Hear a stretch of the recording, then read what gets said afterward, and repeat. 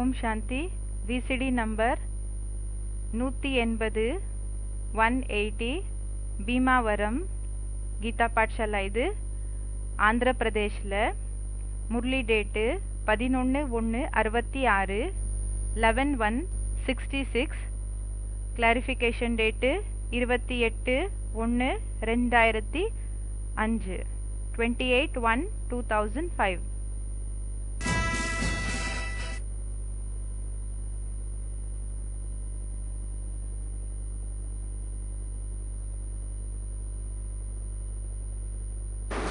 आज की वाणी है 11 जनवरी 1966. இன்றைய வாணியா இருக்குது 11 ஜனவரி 1966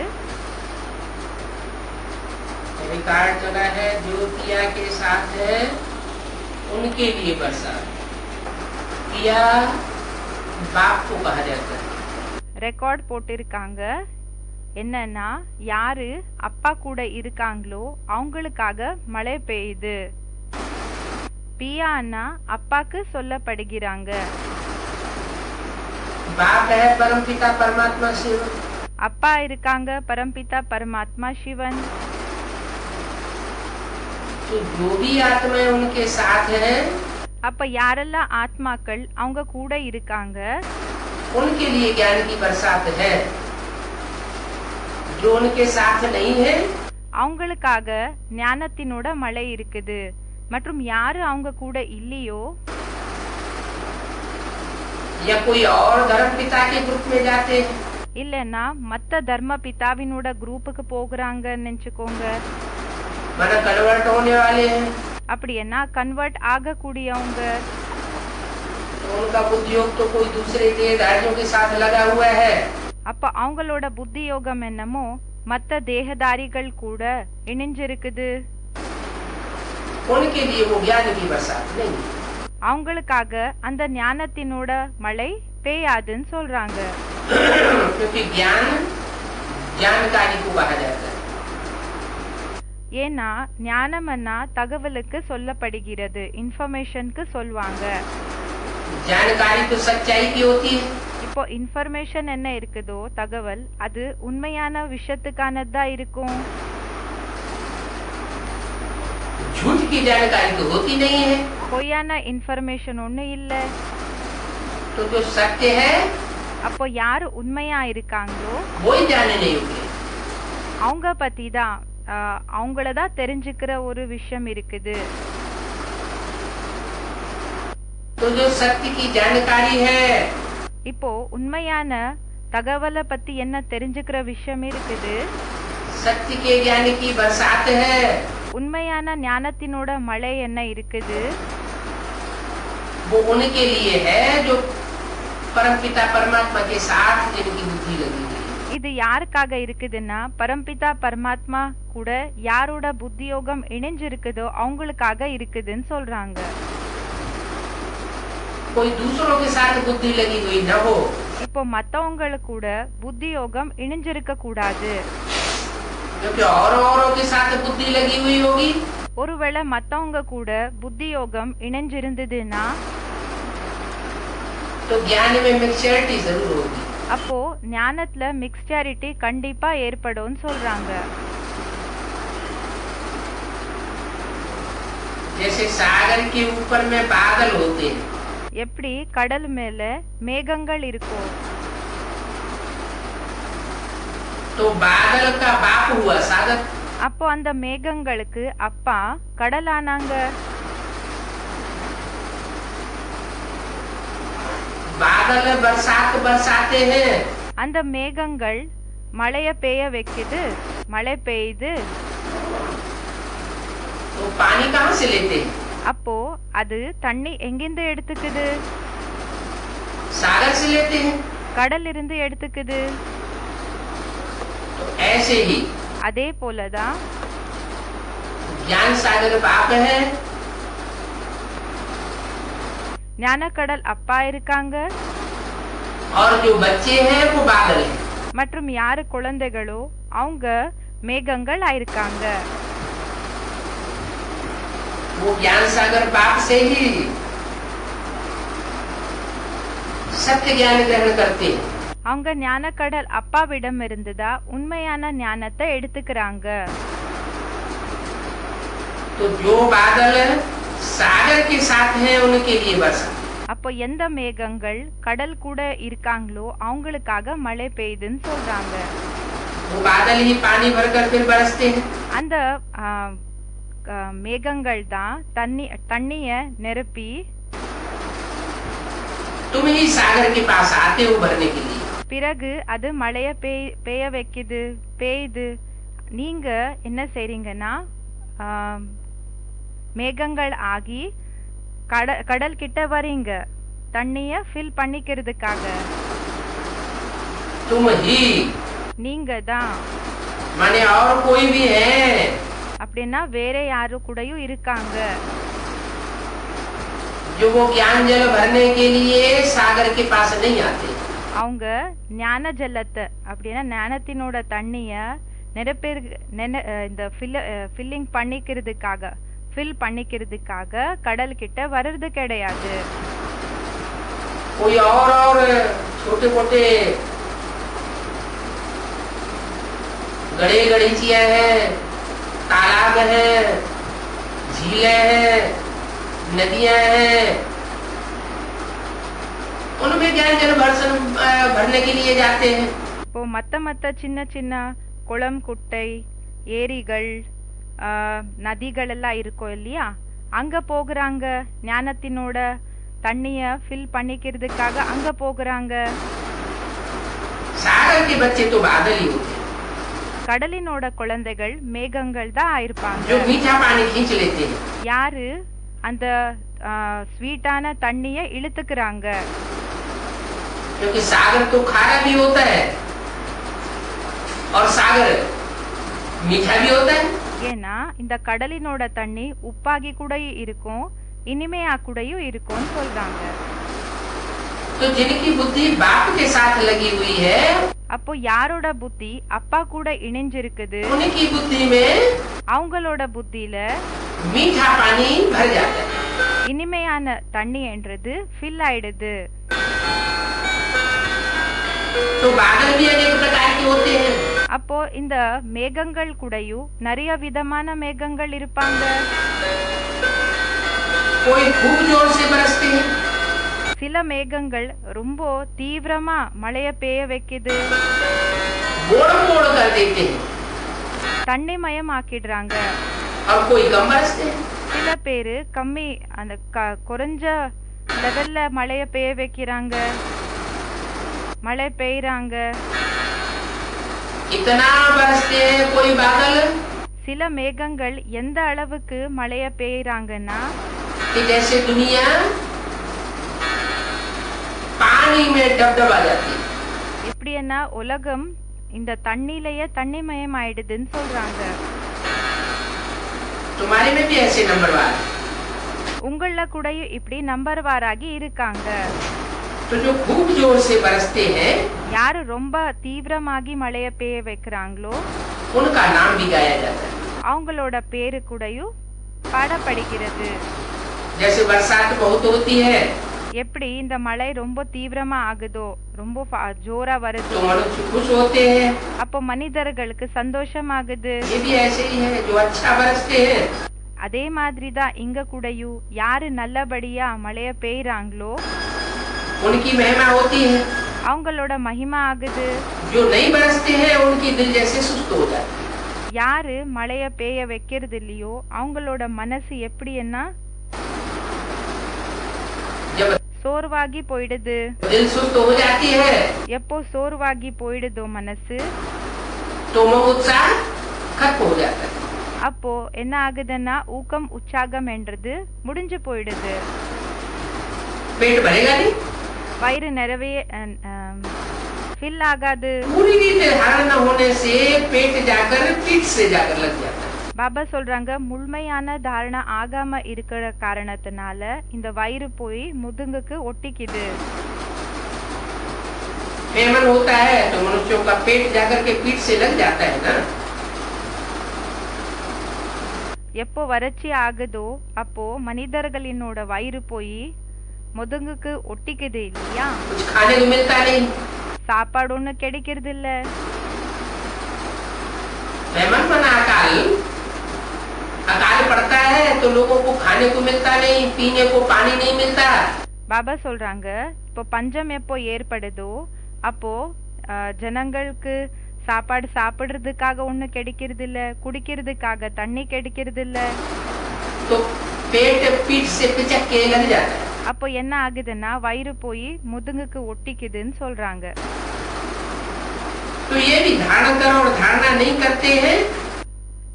அப்ப பாபா சொல்றாங்க இது கூடயும் தாரணை செய்யுங்க, தாரணை செய்யலன்னா तो बुद्धि रूपी पेट அப்போ புத்தி ரூபமான வயிறு पीठ से लग जाता है। புத்தி ரூபமான வயிறு முதுகுக்கு போய் ஒட்டிக்கோன்னு சொல்றாங்க। खूब बरसने वाले जाकर के राजा रानी बनेंगे।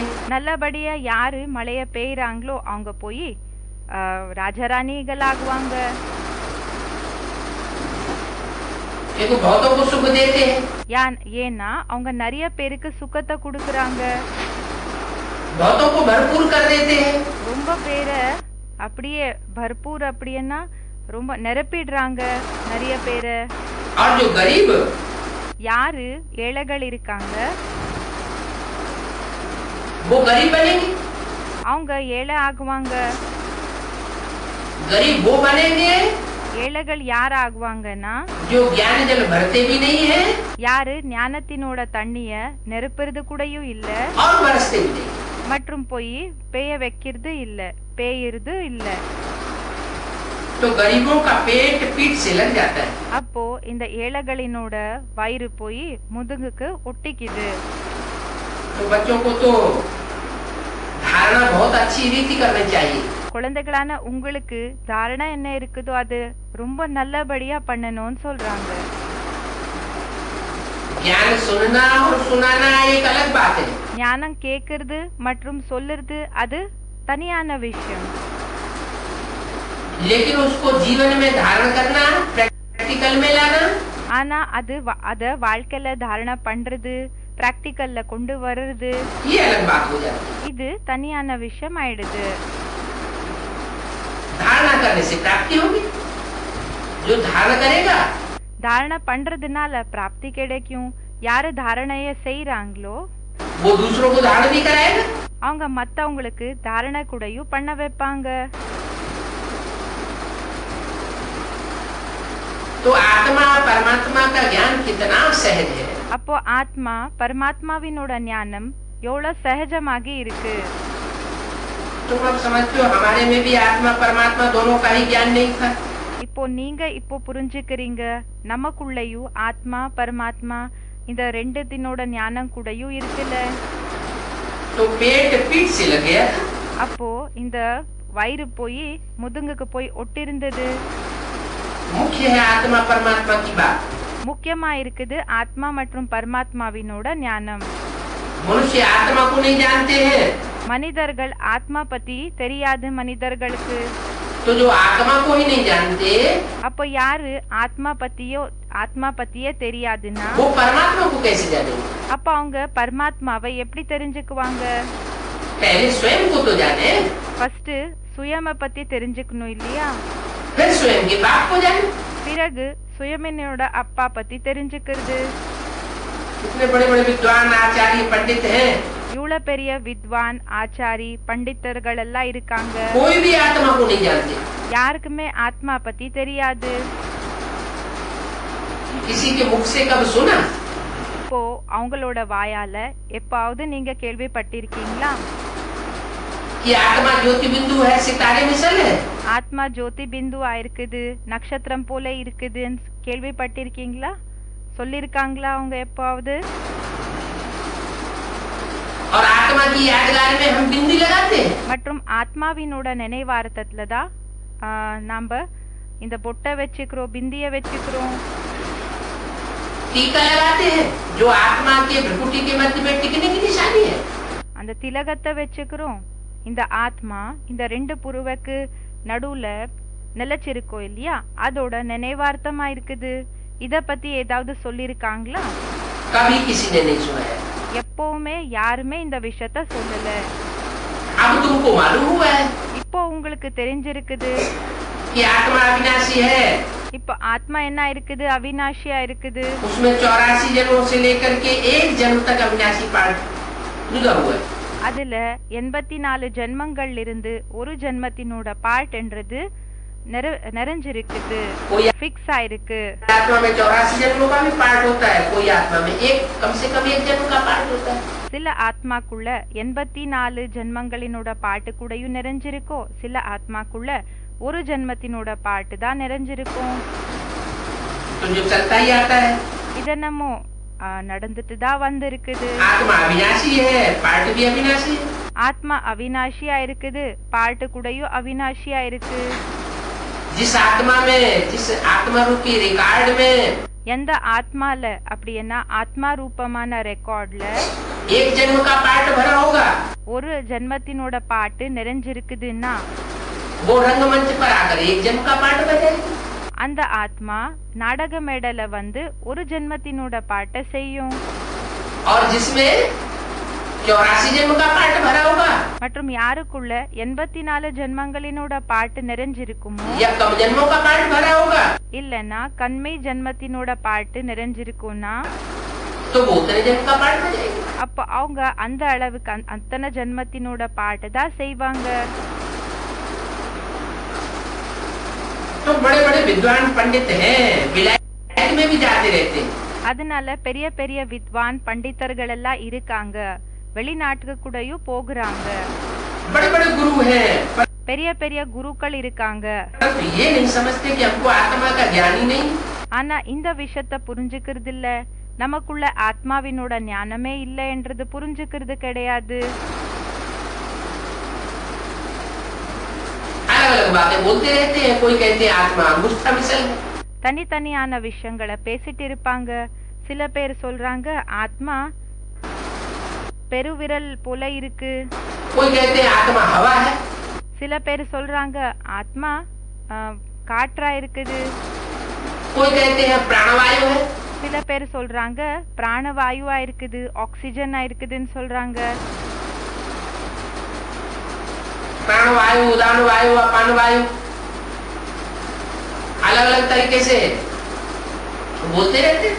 இப்போ ஆக்சிஜனா இருக்கு, இந்த பிராணவாயு, அபான வாயு, உப்பான வாயு, இப்படி எல்லாம் தனித்தனியாகி சொல்லிட்டே இருப்பாங்க. तुम समझते हो आत्मा का ही ज्ञान नहीं है, तो परमात्मा का ज्ञान उनको कैसे हो सकता है? நீங்க இப்ப புரிஞ்சுக்கிறீங்க அவங்களுக்குள்ள ஆத்மாவினோட ஞானமே இல்லைன்னா பரமாத்மாவினோட ஞானம் எப்படி இருக்க முடியும்? बाकी आकर आत्मा परमात्मा का ज्ञान देते हैं। அப்பாதான் வந்து ஆத்மா மற்றும் பரமாத்மாவினோட ஞானத்தை கொடுக்கறாங்க. आत्मा कैसे ऑलराउंड पार्ट बजाती है ये किसी को पता नहीं। ஆத்மா எப்படி ஆல்ரவுண்ட் பாட்டை செய்யுது இத பத்தி யாருக்குமே தெரியாது. वो तो आत्मा सो परमात्मा कह देते हैं। அவங்க என்னமோ ஆத்மா சோ பரமாத்மான்னு சொல்லிடுறாங்க, ஆத்மா தான் பரமாத்மான்னு சொல்லிடுறாங்க. अरे आत्मा 84 के चक्कर में आती है, அரே ஆத்மா 84 சக்கரங்கள்ல வருது, परमात्मा भी क्या 84 के चक्कर में आता है? அப்போ என்ன பரமாத்மாவும் 84 ஜென்மங்களினோட சக்கரத்துல வராரா? अगर आत्मा सो परमात्मा तो 84 के चक्कर में आना चाहिए। இப்போ ஆத்மாவே பரமாத்மான்னு சொன்னா 84 ஜென்மங்களினோட சக்கரத்துல வரணும். फिर कह देते हैं परमात्मा जन्म मरण के चक्र से नहीं आया है। பிறகு சொல்லிடுறாங்க பரமாத்மா ஜனன மரண சக்கரத்திலிருந்து அப்பாற்பட்டவரா இருக்காங்க, वो अभोक्ता है, अकर्ता है। அவங்க அபோக்தா இருக்காங்க, அப்படின்னா எந்த விதமான சுகத்தை கூடயும் அனுபவம் செய்யறது கிடையாது. அகர்த்தா இருக்காங்க, அப்படின்னா எல்லா வேலைகளுக்கும் அவங்க அப்பாற்பட்டவரா இருக்காங்க. तो कोई बात फिटी ही नहीं बैठती। அப்போ எந்த விஷயம் கூடயும் ஃபிட் ஆகி உட்கார்றது கிடையாது.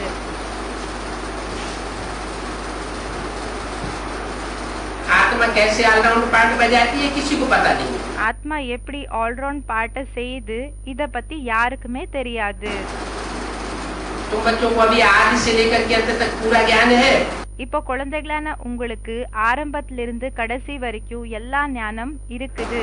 वो तो ड्रामा की आयु भी लाखों वर्ष कह देते हैं. அவங்க டிராமாவினோட ஆயுளை பத்தியே சொல்றாங்க. லட்சக்கணக்கில் வருஷங்கள் இருக்கு. अभी तुमको सारा ज्ञान मिला है, तुम जानते हो. இப்போ உங்களுக்கு எல்லா ஞானம் கிடைச்சிருக்குது. உங்களுக்கு தெரியும் इस बाप के रचे हुए ज्ञान यज्ञ में सारी पुरानी दुनिया स्वाहा होनी. இந்த அப்பா மூலமா உருவாக்கப்பட்டிருக்கிற இந்த ஞான யக்னத்துல முழு பழைய உலகம் ஸ்வாஹா ஆகும். அப்படின்னா விநாசம் ஆயிடும். कौन सी पुरानी दुनिया? எந்த பழைய உலகம்? जो झूठा ज्ञान सुनाती है, யாரு பொய்யான ஞானத்தை சொல்றாங்க, झूठी धारणाएं कराती है. பொய்யான தாரணைய பண்ண வைக்கிறாங்க. सारी दुनिया में झूठ ही झूठ में रही, झूठ सच की रखती नहीं रह जाती. முழு உலகத்துல வெறும் பொய்யே தான். பொய்யை தவிர வேற ஒண்ணுமே இல்ல. அப்படின்னா உண்மை என்றது ஒரு அம்சம் கூடயும் இல்ல. तो बाप जो ज्ञान यज्ञ रचते हैं, இப்போ அப்பா என்ன எந்த ஞான யக்னத்தை உருவாக்குறாங்களோ उसमें ऐसी विनाश ज्वाला निकलती है कि ये सारा झूठ और झूठ खंड அந்த ஒரு யக்னத்துல அப்படிப்பட்ட ஒரு ஞான யக்னத்தை அப்பா என்ன உருவாக்குறாங்களோ அதுல அப்படிப்பட்ட விஷயங்கள் வெளிப்படுது. அதுல என்ன ஆகுதுன்னா இந்த முழு உலகம் எல்லா பொய்யான விஷயங்கள் सब खलास हो जाते हैं. எல்லாமே முடிஞ்சு போயிடுது. इसलिए बाप कहते हैं, அதனாலதான் அப்பா சொல்றாங்க देह सहित जो कुछ भी है वो सब भूल जाओ. தேகம் தேகத்து கூட ரிலேட்டடா இருக்கிற எல்லாமே மறந்துடுங்க. इसलिए कहते हैं ஏன் சொல்றாரு? क्योंकि अब ये दुनिया देह और देह के संबंधों की दुनिया.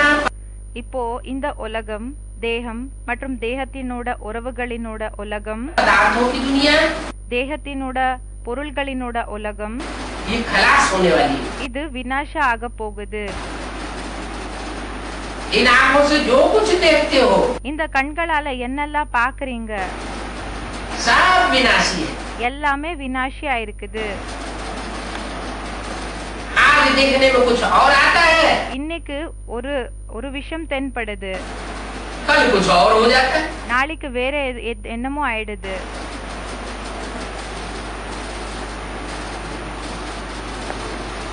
अपन को आत्मा समझो, உங்களை ஆத்மா நினைச்சுக்கோங்க. बाप को और शांति धाम स्वीट होम को याद करो. அப்பா மற்றும் சாந்தி தாமம் அப்படின்னா ஸ்வீட் ஹோம நினைவு செய்யுங்க. ये तो है दुख धाम. இது துக்கதாமம் தான் இருக்குது.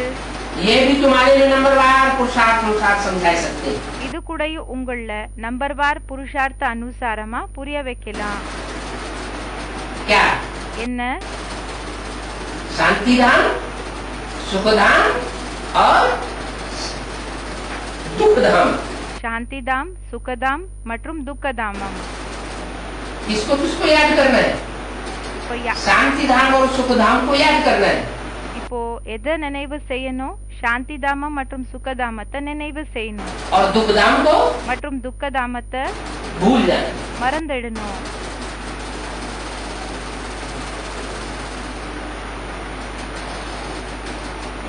क्यों? ஏன் மறந்துடணும்? क्योंकि जैसे को याद करेंगे जन्म जन्मांतर वैसे ही प्राप्ति करते रहेंगे. ஏன்னா எப்படிப்பட்டவங்களை நினைவு செய்றீங்களோ அப்படியே தான் ஜென்ம ஜென்மாந்தர பிராப்தி பண்ணிக்கிட்டே இருப்பீங்க, அடைஞ்சிட்டே இருப்பீங்க. सुख धाम को याद करेंगे, சுகதாமத்தை நினைவு செஞ்சீங்கன்னா कोई की याद का परसेंटेज सुख धाम की स्टेज का ज्यादा है. இப்போ ஒருத்தரோட நினைவினோட பர்சன்டேஜ் சுகதாமத்தினோடது அதிகம் இருக்குது. तो जन्म जन्मांतर அப்போ ஜென்ம ஜென்மாந்தரம் सुख में रहेगा. சுகமாகி இருப்பாங்க. और कोई की याद की परसेंटेज சில பேரினோட நினைவினோட பர்சன்டேஜ் शांति धाम की ज्यादा है. சாந்தி தாமத்துது அதிகம் இருக்குது.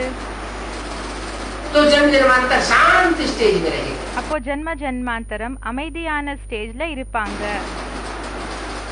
और कोई की याद का स्टॉक மற்றும் சில பேரினோட நினைவினோட ஸ்டாக் दुखों का है. துக்கத்தினோடது அதிகம் இருக்கு. ये दुख मिला, वो दुख मिला, ये परेशानी, वो परेशानी. இந்த துக்கம் அந்த துக்கம், இந்த தொல்லை அந்த தொல்லை, இப்படிப்பட்ட சூழ்நிலைகள், बीमारी ये है वो है, நோய்கள், இது இருக்கு அது இருக்கு, रोते ही रहते हैं। அழுந்துட்டே இருப்பாங்க எப்பவுமே. तो जन्म जन्मांतर उनको क्या मिलेगा? அப்போ ஜென்ம ஜென்மாந்தரம் அவங்களுக்கு என்ன கிடைக்கும்? अंत मते सुगते हो जाएगी। கடைசி நேரத்துல எப்படிப்பட்ட ஸ்டேஜ் இருக்குமோ அதே மாதிரி தான் நெக்ஸ்ட் ஜென்மம் கிடைக்கும். तो ये दुखधाम सुखधाम और शांति धाम की बातें அப்போ இந்த சுகதாம் துக்கதாம் சாந்தி தாமத்தினோட விஷயங்கள் नंबरवार पुरुषार्थ अनुसार तुम बच्चे समझा सकते हो। நம்பர்வார் புருஷார்த்த அனுசாரமா குழந்தைகளான நீங்க புரிய வைக்கலாம். अब तुम ज्ञान से तो भरपूर हो। இப்போ ஞானத்துல என்னமோ நீங்க நிறைஞ்சிருக்கீங்க.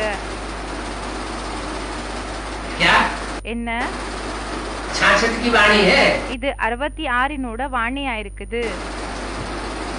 मम्मा ने शरीर छोड़ दिया था। மம்மா शरीர விட்டிருந்தாங்க அந்த நேரத்துல. 65 में ही शरीर छोड़ दिया था। 65லயே शरीர விட்டிருந்தாங்க மம்மா. और 66 की वाणी में क्या बोला? மற்றும் 66 வாணியில என்ன சொன்னாங்க? अब तुम ज्ञान से भरपूर हो। இப்போ நீங்க ஞானத்தினால நிறைஞ்சிருக்கீங்க. माने जितना ज्ञान था அப்படின்னா எவ்வளவு ஞானம் இருந்ததோ वो 66-67 तक की मुरलियों में बाबा ने बच्चों को दे दिया। எவ்வளெல்லாம் ஞானம் இருந்ததோ அது எல்லாமே பாபா 66 67 வரைக்கும் இருக்கிற முரளியில அங்க வரைக்கும் இருக்கிற முரளியில எல்லாமே பாபா கொடுத்துட்டாங்க குழந்தைகளுக்கு. बाकी मेहनत सारी है याद। மற்றபடி எல்லா உழைப்பு நினைவு மேலதான் இருக்குது, நினைவு செய்யறது மேலதான் இருக்கு. जन्म जन्मांतर का देह अभिमान मिटकर देही अभिमानी बने। ஜென்ம ஜென்மாந்தர தேக அபிமானத்தை விட்டு ஆத்மாபிமானிகளாகணும். इसमें बड़ी मेहनत है। இதுல ரொம்ப உழைப்பு இருக்குது. कहना तो बड़ा सहज है, சொல்லுறது என்னமோ ரொம்ப ஈஸியாகி இருக்குது. परंतु अपन को आत्मा समझ और बाप को भी बिंदु रूप में याद करना है। ஆனா உங்களை ஆத்மா நினைச்சு அப்பாவை கூடயும் பிந்து ரூபத்துல நினைவு செய்யுது. क्या कहा? என்ன சொன்னாங்க பாபா?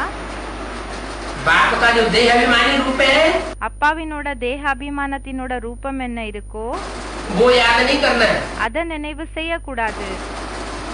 कौन सा रूप याद करना है? எந்த ரூபத்தை நினைவு செய்யணும்? है? देह अभिमानी रूप कौन सा? தேக அபிமானத்தினோட ரூபம் என்னது? எதா இருக்கு? जब प्रजापिता ब्रह्मा में शिव की प्रवेशता नहीं होती है எப்போ பிரஜாபிதா பிரம்மால சிவனோட பிரவேசத்தை ஆகிறது இல்ல तो वो देह अभिमानी होता है। அப்ப அவங்க தேக அபிமானி ஆகி இருப்பாங்க. और जब उनमें शिव की प्रवेशता होती है மற்றும் எப்போ அவருக்குள்ள சிவனோட பிரவேசத்தை ஆகுது तो क्या हो जाता है? அப்ப அவங்க என்ன ஆயிடுறாங்க? निराकारी हो जाता है। நிராகாரி ஆயிடுறாங்க. तो कौन से रूप को याद करना है? அப்போ பாபா கேக்குறாங்க எந்த ரூபத்தை நினைவு செய்யணும்? जो बाप का निराकारी रूप बिंदु रूप है அப்பாவினோட ரூபம் நிராகாரி பிந்து ரூபம் என்ன இருக்கோ देखने से ही दिखाई पड़ता है कि हाँ ये बिंदु है। பார்த்த உடனேயே இது தென்படுது என்னன்னா இவங்க பிந்துவா இருக்காங்க. जैसे और धर्म पिताएं भी सब बिंदु है। எப்படி மத்த தர்ம பிதாக்கள் கூடயும் பிந்துவா இருக்காங்க. महात्मा बुद्ध का चित्र देखो, चेहरा देखो। மகாத்மா புத்தனோட சித்திரத்தை பாருங்க, முகத்தை பாருங்க. क्राइस्ट का चेहरा देखो, गुरु नानक का चेहरा देखो। கிரைஸ்டினோட முகத்தை பாருங்க, குரு நானக்கினோட முகத்தை பாருங்க. देखने से क्या लगता है? பார்த்த உடனேயே என்ன தென்படுது? எப்படி தோணுது? जैसे कि आत्मा में कोई देहभान है ही नहीं। எப்படி என்ன ஆத்மால தேகாபிமானம் இல்லவே இல்லாத போல தென்படுறாங்க.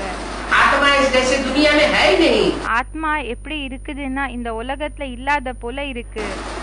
परमधामवासी है। பரந்தாம் வாசி ஆகி இருக்குது. பரந்தாமத்துல வசிக்க கூடிய ஆத்மாவாகி இருக்குதுன்னு தோணுது. तो बाप को बिंदी रूप में याद करना है அப்ப அப்பாவை பிந்தி ரூபத்துல நினைவு செய்யணும்.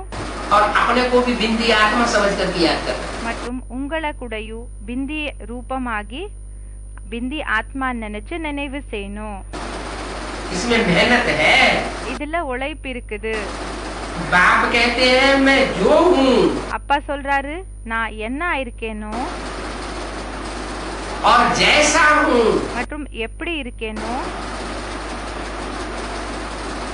वैसे ही कोई मुश्किल से याद कर सकते हैं। அப்படி சில பேரு தான், அப்படின்னா ரொம்ப ரேரானவங்க தான் இப்படி நினைவு செய்யலாம்னு சொல்றாங்க. जैसे बाप होते हैं எப்படி அப்பா இருக்காங்களோ वैसे ही बच्चे होते हैं। அதே மாதிரிதான் குழந்தைகள் இருப்பாங்க. तो अपने को जाना तो बाप को भी जान जाते। அப்படின்னா உங்களை தெரிஞ்சுக்கிட்டீங்கன்னா அப்பாவை பத்தியும் தெரிஞ்சுக்குவீங்க.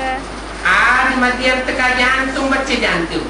முதல் இடை கரையினோட ஞானம் குழந்தைகளான நீங்க தெரிஞ்சுக்கிறீங்க. और पढ़ाने वाला तो एक ही बाप है। மற்றும் படிக்க வைக்க கூடியவங்க ஒரு அப்பா தான் இருக்காங்க. तुम पढ़ने वाले बहुत हो। நீங்க படிக்க கூடியவங்க நிறைய பேர் இருக்கீங்க. ये राजयोग है। இது ராஜயோகமா இருக்குது. इस राजयोग में இந்த ராஜயோகத்துல राजाई की पढ़ाई पढ़ने वाले बच्चे ராஜாங்கத்தினோட படிப்பை படிக்க கூடிய குழந்தைகள் कैसे बाप के सहयोगी बनते हैं எப்படி அப்பாவினோட உதவியாளர்களா ஆகுறாங்க और बाप उन बच्चों के द्वारा कैसे राजधानी स्थापन करते हैं மற்றும் அப்பா அவங்க அந்த குழந்தைகள் மூலமா எப்படி ராஜதானிய ஸ்தாபனை செய்யறாங்கன்னு वो तुम बच्चे जानते हो। அது குழந்தைகளான நீங்க உங்களுக்கு தெரியும். बाकी ये शास्त्रादि सब है भक्ति मार्ग की सामग्री। மற்றபடி இந்த சாஸ்திரங்கள் எல்லாமே பக்தி மார்க்கத்தினோட பொருள்களா இருக்குது. समझाने के लिए हमको कहना पड़ता है। புரிய வைக்கிறதுக்காக நமக்கு சொல்ல வேண்டியதாகி இருக்குது. क्या समझाने के लिए? என்ன புரிய வைக்கிறதுக்காக? शास्त्रों की जो बातें हैं சாஸ்திரங்களினோட விஷயங்கள் என்ன இருக்கு, उन बातों में जो सार है उस सार को समझाने के लिए हमें ये शास्त्र அந்த சாஸ்திரங்கள்ல இருக்கிற சாரம் என்ன இருக்குதோ அந்த சாரத்தை பத்தி புரிய வைக்கிறதுக்காக நமக்கு रेफर करने पड़ते हैं। இத ரெஃபர் பண்ண வேண்டியதாகி இருக்குது, சரி பார்க்க வேண்டியதாகி இருக்குது. शास्त्रों की बात कहनी पड़ती है। சாஸ்திரங்களினோட விஷயங்களை சொல்ல வேண்டியதாகி இருக்குது. बाकी इनमें धारणा की कोई बात है नहीं। மற்றபடி இதுல தாரணைகளினோட விஷயம் ஒன்றும் இல்லைன்னு சொல்றாங்க.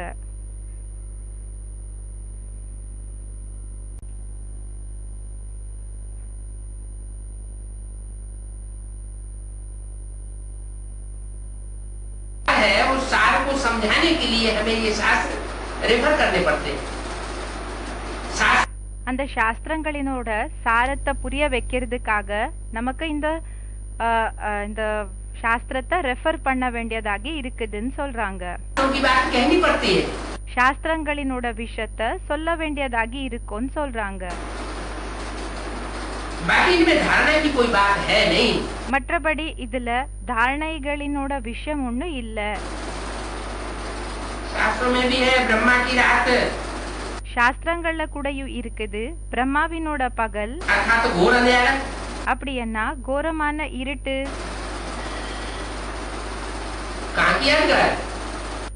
எந்த டைமினோட நினைவார்த்தமா இருக்குது? சங்கம் யுகத்தினோட நினைவார்த்தம் தான் இருக்குது.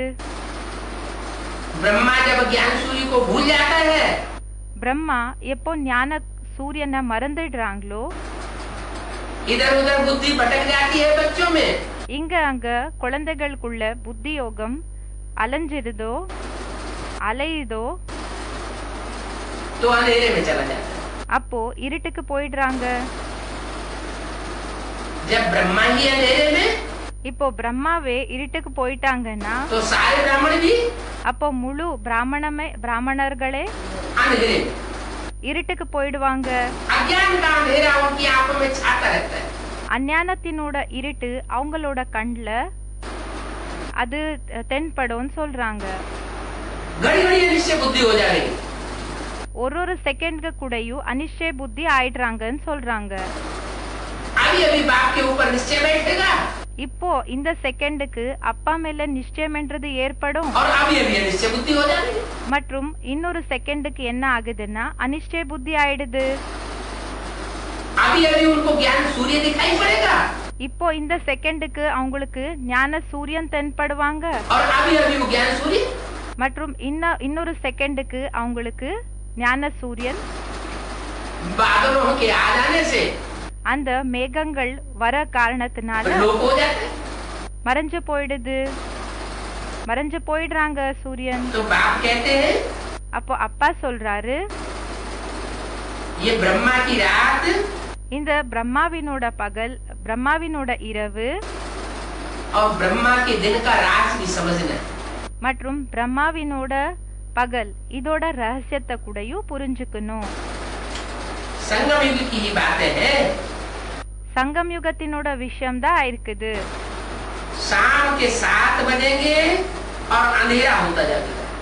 சாயந்திரம் 7 மணி எப்போ ஆகுமோ அப்போ இருட்டு ஸ்டார்ட் ஆயிடுது.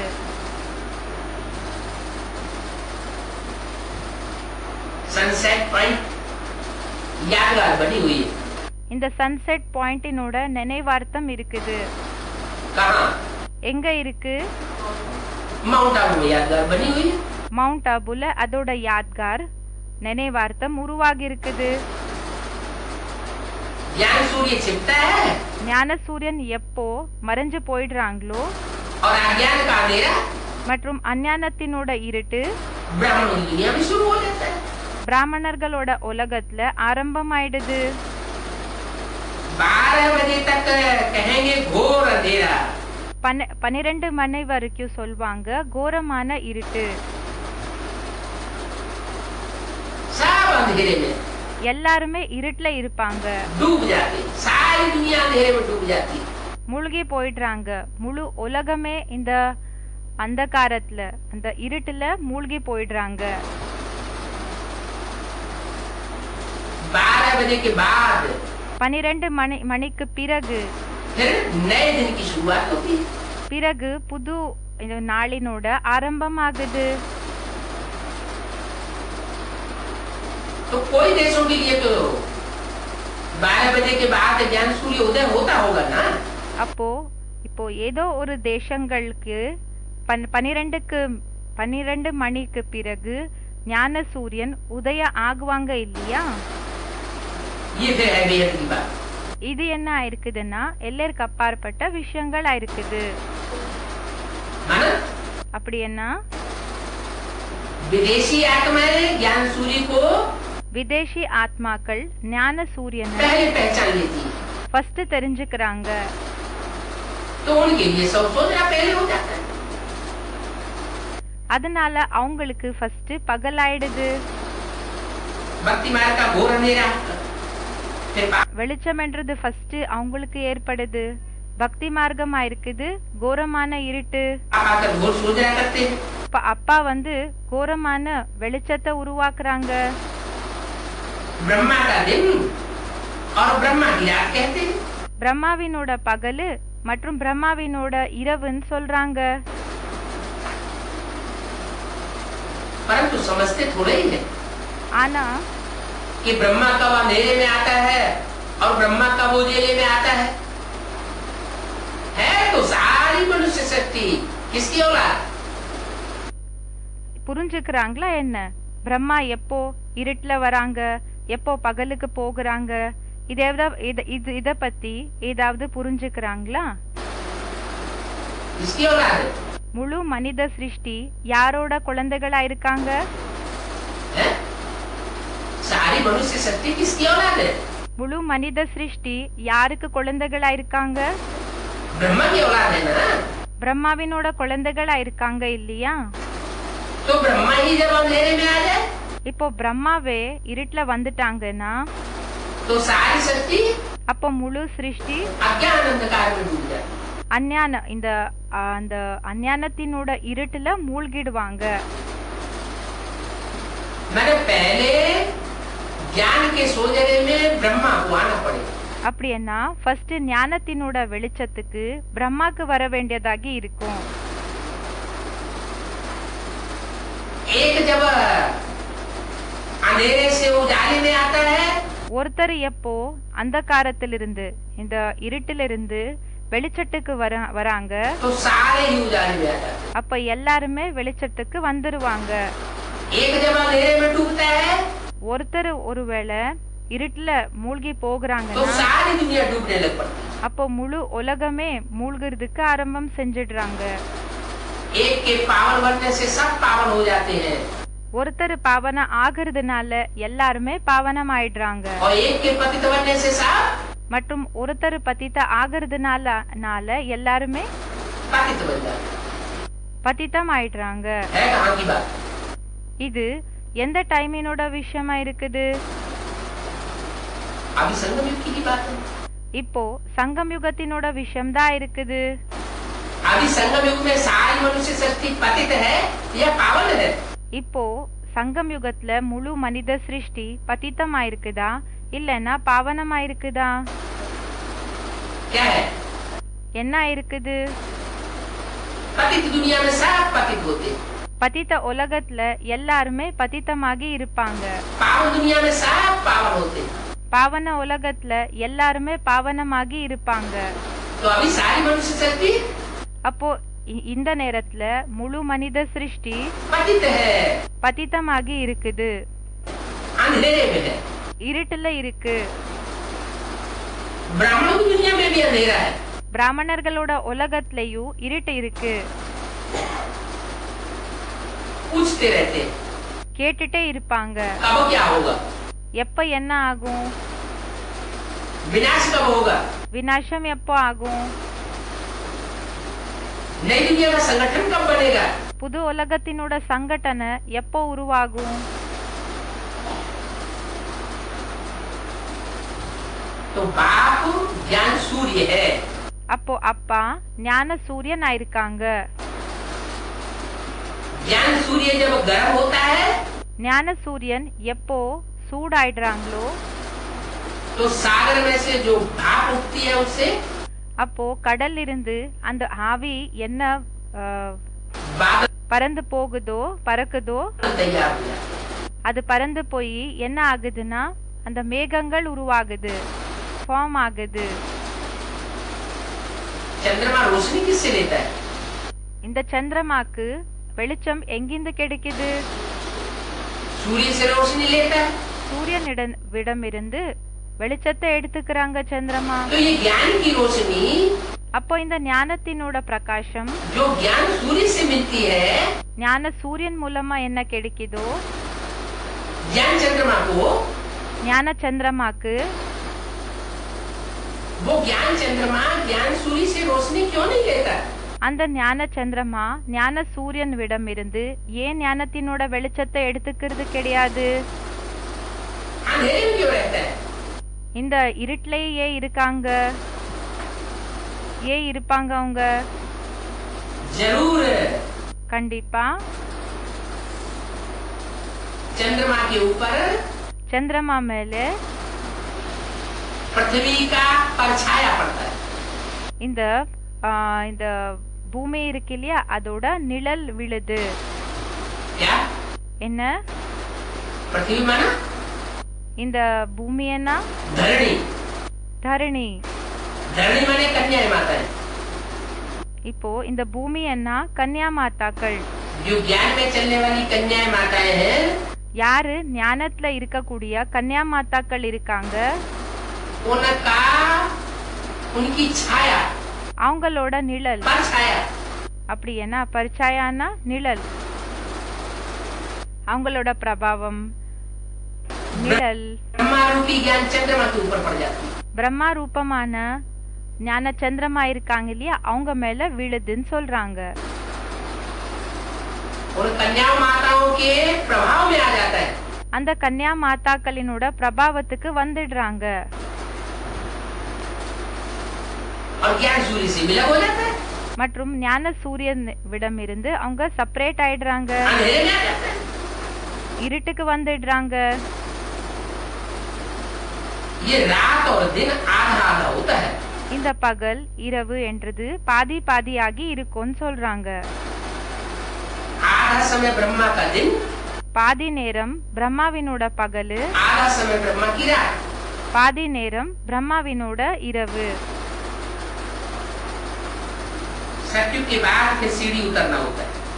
சத்யுகத்துக்கு பிறகு ஏணி என்றது ஏணிப்படி என்றது கீழே இறங்க வேண்டியதாகி இருக்கும்। तो कितना सहज समझाया जाता है, परंतु मनुष्य समझते कहाँ है। ஏணிப்படியிலிருந்து இறங்க வேண்டியதாகி இருக்கும்। எவ்வளவு சகஜமான விஷயங்களா இருக்குது, ஆனா மனிதர்கள் புரிஞ்சுக்கிறது இல்ல। अपन को अथॉरिटी कितनी बड़ी समझते हैं। அவங்கள எவ்வளவு பெரிய அதிகாரிகளை நினைச்சுக்கிறாங்க, அத்தாரிட்டியை நினைச்சுக்கிறாங்க। वेदों शास्त्रों की अथॉरिटी, வேத சாஸ்திரங்களினோட அத்தாரிட்டியா இருக்கிறோம்। गोया भक्ति मार्ग, அப்படி என்ன அது பக்தி மார்க்கம் ஆயிடுச்சு। भक्ति मार्ग की अथॉरिटी ठहरी। பக்தி மார்க்கத்தினோட அத்தாரிட்டி ஆனாங்க। उनको ऑलमाइटी अथॉरिटी तो नहीं कहेंगे। அவங்களுக்கு ஆல்மைட்டி அத்தாரிட்டின்னு சொல்ல மாட்டாங்க। அப்படின்னா சர்வசக்திமானன்னு சொல்ல மாட்டாங்க। किनको? யாருக்கு? जो भी वेद शास्त्रों की अथॉरिटी है, யாரெல்லாம் வேத சாஸ்திரங்களினோட அத்தாரிட்டி இருக்காங்க, उनको ज्ञान मार्ग की अथॉरिटी नहीं कहेंगे। அவங்களுக்கு वो सिर्फ अथॉरिटी है भक्ति मार्ग की। அவங்களுக்கு ஞான மார்க்கத்தினோட அத்தாரிட்டின்னு சொல்ல மாட்டாங்க। அவங்க வெறும் பக்தி மார்க்கத்தினோட அத்தாரிட்டி ஆயிருக்காங்க। बाप को ऑलमाइटी अथॉरिटी कहा जाता है। அப்பாக்கு ஆல்மைட்டி அத்தாரிட்டின்னு சொல்லப்படுகிறாங்க। वो ऑलमाइटी बाप ही अथॉरिटी है ना। அந்த சர்வசக்திவான் இருக்கிற அப்பா தானே அத்தாரிட்டி ஆயிருக்காங்க। ना कि ये शास्त्र पढ़ने वाले। இல்லைன்னா இந்த சாஸ்திரங்கள் எல்லாம் படிக்கிறாங்க இல்லையா, இவங்க ஆகுவாங்களா என்ன? वो तो ऑलमाइटी का अर्थ भी नहीं समझते। அவங்களுக்கு ஆல்மைட்டினோட அர்த்தமும் தெரியாது। वो तो समझते हैं कि वो बड़े समर्थ। நீங்க என்ன நினைச்சுக்கிறீங்க? அவங்க ரொம்ப பரிபக்வமானவங்க, பரிபூர்ணமானவங்க। भगवान इतने समर्थ है कि जो चाहे सो कर सकते हैं। அவங்க என்னன்னு சொல்றாங்கன்னா, பகவான் எந்த அளவுக்கு பரிபூர்ணமானவங்கன்னா என்ன வேணும்னு இருந்தாலும் அது செய்யலாம்।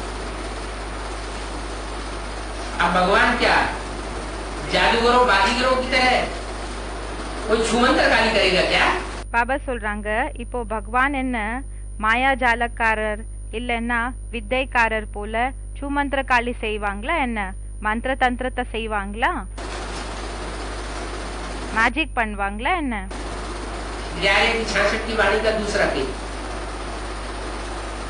बाप तो कहते हैं जैसे तुम इस ड्रामा के बंधन में बंधे हुए हो। அப்பா என்னமோ சொல்றாங்க, எப்படி நீங்க இந்த டிராமால கட்டுப்பட்டு இருக்கீங்களோ, ये 5000 वर्ष का जो ड्रामा है ना, இது 5000 வருஷத்தினோட டிராமா இருக்குது இல்லையா, इसमें जैसे तुम बंधन में बंधे हुए हो, இதுல நீங்க எப்படி பந்தனத்துல கட்டுப்பட்டு இருக்கீங்களோ, ऐसे मैं भी ड्रामा के बंधन में बांधा हुआ हूँ। அதே போல நானு கூடயும் டிராமாவினோட பந்தனத்துல கட்டுப்பட்டு இருக்கிறேன்। मैं भी ड्रामा के बरखिलाफ कोई काम नहीं कर सकता, जो चाहे सो नहीं कर सकता। நானு கூடயும் டிராமாக்கு விபரீதமாகி ஒண்ணுமே செய்ய முடியாது। என்ன வேணும்னு இருக்குதோ அதெல்லாமே செஞ்சுக்க முடியாது। जैसे तुम बंधे हुए हो, எப்படி நீங்க கட்டுப்பட்டு இருக்கீங்க? तुम्हारी आत्मा में अगर 84 जन्मों का पार्ट भरा हुआ है ड्रामा में, உங்களோட ஆத்மால ஒருவேளை 84 ஜென்மங்களினோட பாட்டு நிறைஞ்சிருக்குது तो டிராமால। तुम 84 जन्म लेने ही है। டிராமால ஒருவேளை உங்களுக்கு 84 ஜென்மங்கள் ஃபிக்ஸ் ஆயிருக்குதுன்னா அது நீங்க எடுத்துக்க வேண்டியதாக இருக்கும், எடுத்துதான் ஆகணும்। ऐसे ही அதே போல मेरी आत्मा में भी என்னோட ஆத்மாலையும் 84 जन्मों का तो पार्ट नहीं बंधा हुआ है। 84 ஜென்மங்களினோட பாட்டு ஒண்ணு ஃபிக்ஸ் ஆகல। लेकिन मैं इस ड्रामा के बंधन में बांधा हुआ जरूर हूँ। ஆனா நானு இந்த டிராமாவினோட பந்தனத்துல கண்டிப்பா கட்டுப்பட்டு இருக்கிறேன்। एक जन्म के लिए आकर के ஒரு ஜென்மத்துக்காக வந்து तुम बच्चों को माला माला बनाता हूँ, ये मेरा पार्ट है ज्ञान सुनाने का। உங்களை செல்வந்தராகி ஆக்குற ஒரு ஜென்மத்துக்காக வர மற்றும் உங்களை செல்வந்தராகி ஆக்குற और पतितों को पावन बनाने का। இது என்னோட பார்ட் ஆயிருக்குது. பத்தித்தர்களை பாவன ஆக்குற பார்ட். भारत पर तो कितनी आफतें आती रहती है. பாரத் மேல என்னமோ எவ்வளோ ஆபத்துகள் வந்துட்டே இருக்குது. द्वापर युग से लेकर के कलयुग के अंत तक कितनी आफतें आती हैं भारत पर. துவாபர் யுகத்திலிருந்து கலியுகத்தினோட கடைசி வரைக்கும் பாரத் மேல எவ்வளோ ஆபத்துகள் வந்துட்டே இருக்குது. कितने आक्रमण होते हैं विदेशियों के. எவ்வளோ தாக்குதல் ஆகுது விதேசிகள் மூலமா. तो क्या मैं घड़ी घड़ी आता रहता हूँ? அப்ப என்னன்னா ஒவ்வொரு செகண்டுக்கு கூடயும் வரேனா என்ன? नहीं. இல்ல. मेरे पार्ट की भी लिमिट है. என்னோட பார்ட் கூடயும் லிமிட்டட் ஆயிருக்குது. हर युग में मैं नहीं आता हूँ. ஒவ்வொரு யுகத்திலையும் நான் வர மாட்டேன். मैं सिर्फ நான் வெறும் कलयुग के अंत और सतयुग का आदि जब होना होता है, கலியுகத்தினோட கடைசி நேரம் மற்றும் சத்யுகத்தினோட ஆரம்பம் என்ற ஒரு டைம் இருக்கும் இல்லையா, तो संगम पर आता हूँ. அப்ப நானு சங்கம் யுகத்துல வரேன். जब ये सृष्टि पूरा दुखधाम बन जाती है. எப்போ இந்த சிருஷ்டி முழுமையா துக்கதாமம் ஆயிடுதோ, पूरा दुखधाम बने முழுமையா துக்கதாமம் எப்ப ஆகுமோ तब मैं आऊँ. அப்பதான் நான் வருவேன். एक सेकंड का भी फर्क नहीं पड़ सकता मेरे आने में. ஒரு செகண்டினோட வித்தியாசமும் ஏற்படாது வர்றதுல. इतना तक ड्रामा के बंधन में बांधा हुआ हूँ. அந்த அளவுக்கு நான் டிராமாவினோட பந்தனத்துல கட்டுப்பட்டு இருக்கிறேன். ड्रामा में हर एक का एक्यूरेट पार्ट जुदा हुआ है. டிராமால ஒவ்வொருத்தரினோட பார்ட் அக்யூரேட் ஆகி ஃபிக்ஸ் ஆகி இருக்குது. ये है हाईएस्ट बाप का रीइंकार्नेशन. இதா இருக்குது ஹையஸ்ட் அப்பாவினோட ரீஇன்கார்னேஷன். அப்படின்னா உயர்ந்ததிலும் உயர்ந்த அப்பாவினோட அவதாரம்னு சொல்றாங்க. फिर नंबरवार और सब आते हैं. பிறகு நம்பர் வார் மத்தவங்க எல்லாருமே வராங்க. कम ताकत वाले. கம்மி சக்தி இருக்கக்கூடியவங்க எல்லாருமே வராங்க. माना அப்படின்னா जो सब बापों का बाप है, யாரு எல்லா அப்பாக்களுக்கு அப்பா இருக்காங்க, सब धर्म पिताओं का पिता है, எல்லா தர்ம பிதாக்களுக்கு கூடயும் அப்பா இருக்காங்க. वो है फर्स्ट. அவரா இருக்காங்க first. First number first number धर्म पिता. ஃபர்ஸ்ட் நம்பர் தர்ம பிதா. अव्वल नंबर देवता धर्म की स्थापना करता है. நம்பர் 1 தேவதா தர்மத்தினோட ஸ்தாபனைய பண்றாங்க. बाद में जो द्वापर युग से धर्म पिताएं आते हैं वो है सब नंबरवार.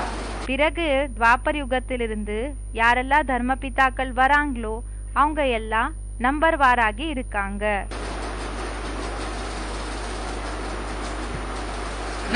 नंबरवार सब आते ही रहते. வரிசையா எல்லாருமே வந்துட்டே இருப்பாங்க. शूटिंग पीरियड में भी ऐसे ही होता है. ஷூட்டிங் பீரியட்லயும் இப்படிதான் நடக்குது. यज्ञ के आदि में जो स्वरूप था, யக்ஞத்தினோட ஆரம்பத்துல எந்த ஸ்வரூபம் இருந்ததோ, ज्ञान देने वाला, ஞானத்தை கொடுக்க கூடியவங்க, ज्ञान सागर, ஞான கடல், वो तो आदि में पार्ट बजा करके चला गया. அவங்க ஆரம்பத்துல பாட்ட பண்ணிட்டு போயிட்டாங்க. वो था अव्वल नंबर. அவங்க நம்பர் 1 ஆகி இருந்தாங்க. उसके द्वारा जो बीज रूपी स्टेज में पार्ट बजाया गया, அவங்க மூலமா பீஜ் ரூபி ஸ்டேஜ்ல என்ன பாட்டு பண்ணாங்களோ, उससे कराची में, அது மூலமா கராச்சியில नरक की दुनिया के बीच में स्वर्ग का नजारा एक सैंपल तैयार कर दिया गया. நரக்கத்துக்கு நடுல ஸ்வர்கத்தினோட ஒரு சாம்பிள், அந்த ஒரு மாடல் உருவாக்கப்பட்டது. ये पार्ट है मेरा. இது என்னோட பார்ட் ஆயிருக்குது. क्या? என்ன? नरक को स्वर्ग बनाने. நரக்கத்தை ஸ்வர்கமாகி உருவாக்குற பார்ட் ஆயிருக்குது. बाद में ब्रह्मा के द्वारा ब्राह्मण धर्म स्थापन हुआ. பிறகு பிரம்மா மூலமா பிராமண தர்மத்தினோட ஸ்தாபனை ஆச்சு.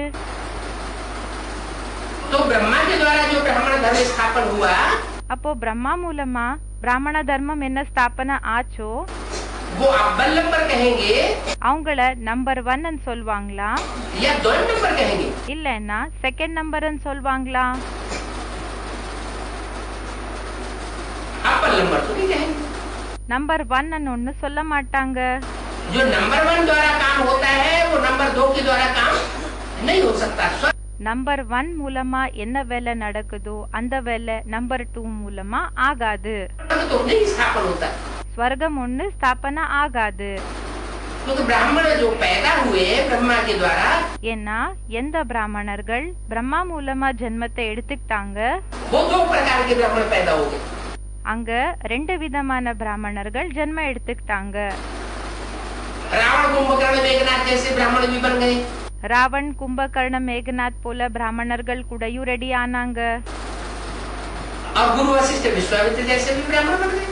மற்றும் குரு வசிஷ்ட விஸ்வாமித்ர போல பிராமணர்கள் கூடயும் ரெடி ஆனாங்க. मिक्स हो गए। மிக்ஸ் ஆனாங்க. इसलिए ब्राह्मणों की 9 प्रकार की कुड़ियां गाई जाती हैं। அதனாலதான் பிராமணர்களோட 9 விதமான குரூப்ஸ் இருக்குது என்ற மகிமை இருக்கு.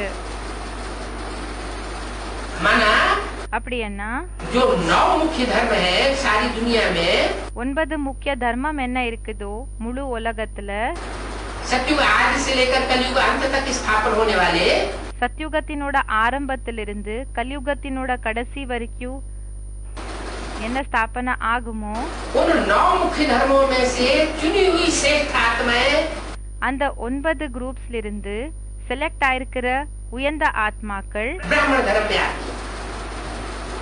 பிராமண தர்மத்துக்கு வராங்க. और जो जिस धर्म से आता है, जितने ऊंचे नंबरवार धर्म से आता है, மற்றும் யாரு எந்த தர்மத்திலிருந்து வராங்க, எந்த அளவுக்கு உயர்ந்த தர்மத்திலிருந்து வராங்களோ நம்பர்வார், उतनी ही धारणा करता है। அந்த அளவுக்கு தான் தாரணை செய்யறாங்க. जिन ब्राह्मणों में कम धारणा होती है, எந்த பிராமணர்களுக்குள்ள கம்மி தாரணை இருக்குமோ वो बाद वाले नंबर के गिने जाते हैं। அவங்க பிறகு வர நம்பர் கிடைக்கும் அவங்களுக்கு. அப்படி அவங்கள கவுண்ட் பண்ணப்படுகிறது. जिनमें ऊंची धारणा होती है, யாருக்குள்ள உயர்ந்த தாரணை இருக்குமோ वो अव्वल नंबर के सूर्यवंशी गिने जाते हैं। அவங்கள நம்பர் 1 சூரியவம்சி என்ற ஒரு லிஸ்ட்ல ஆட் பண்ணப்படுகிறது, கவுண்ட் பண்ணப்படுகிறது. 2 नंबर की धारणा होगी तो चंद्रवंशी गिने जाएंगे। இப்போ செகண்ட் நம்பரினோட தாரணை இருந்ததுன்னா அவங்கள சந்திரவம்சி செகண்ட் நம்பர்ல அவங்கள போடுவாங்க, கவுண்ட் பண்ணுவாங்க அவங்கள. तीसरे नंबर की धारणा होगी तो इस्लामी वंशी गिने जाएंगे। இப்போ தேர்ட் நம்பரினோட தாரணை இருந்ததுன்னா அவங்கள இஸ்லாம் தர்மத்துக்கு கனெக்டட் ஆயிருக்கிறவங்கன்னு சொல்லி அவங்கள கவுண்ட் பண்ணப்படுகிறது. तो नंबरवार सब आते हैं कम ताकत वाले। அப்போ நம்பர் வாராகி கம்மி சக்தி இருக்கக்கூடியவங்க எல்லாருமே வராங்க. ड्रामा में हीरो हीरोइन पार्टधारी होते हैं।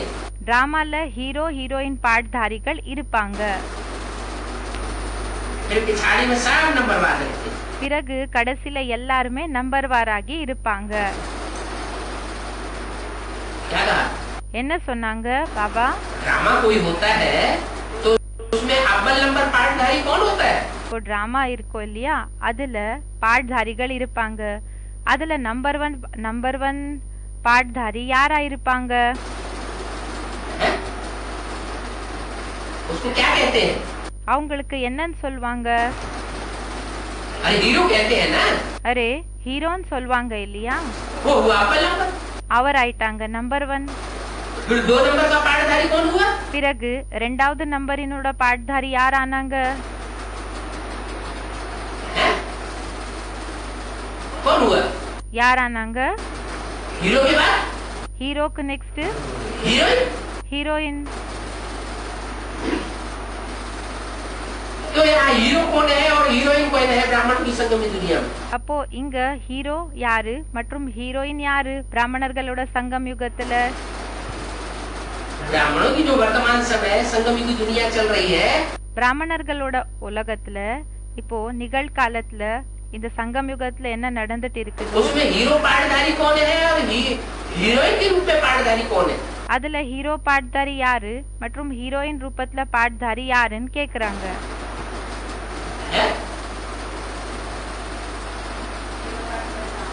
हीरो पाटधारी राम वाली आत्मा। ஹீரோ பாட்தாரியா இருக்காங்க, ராம் வாலி ஆத்மா. अच्छा, राम वाली आत्मा किस रूप में पाठ बजाती है? சரி, ராம் வாலி ஆத்மா எந்த ரூபத்துல பாட்ட செய்றாங்க?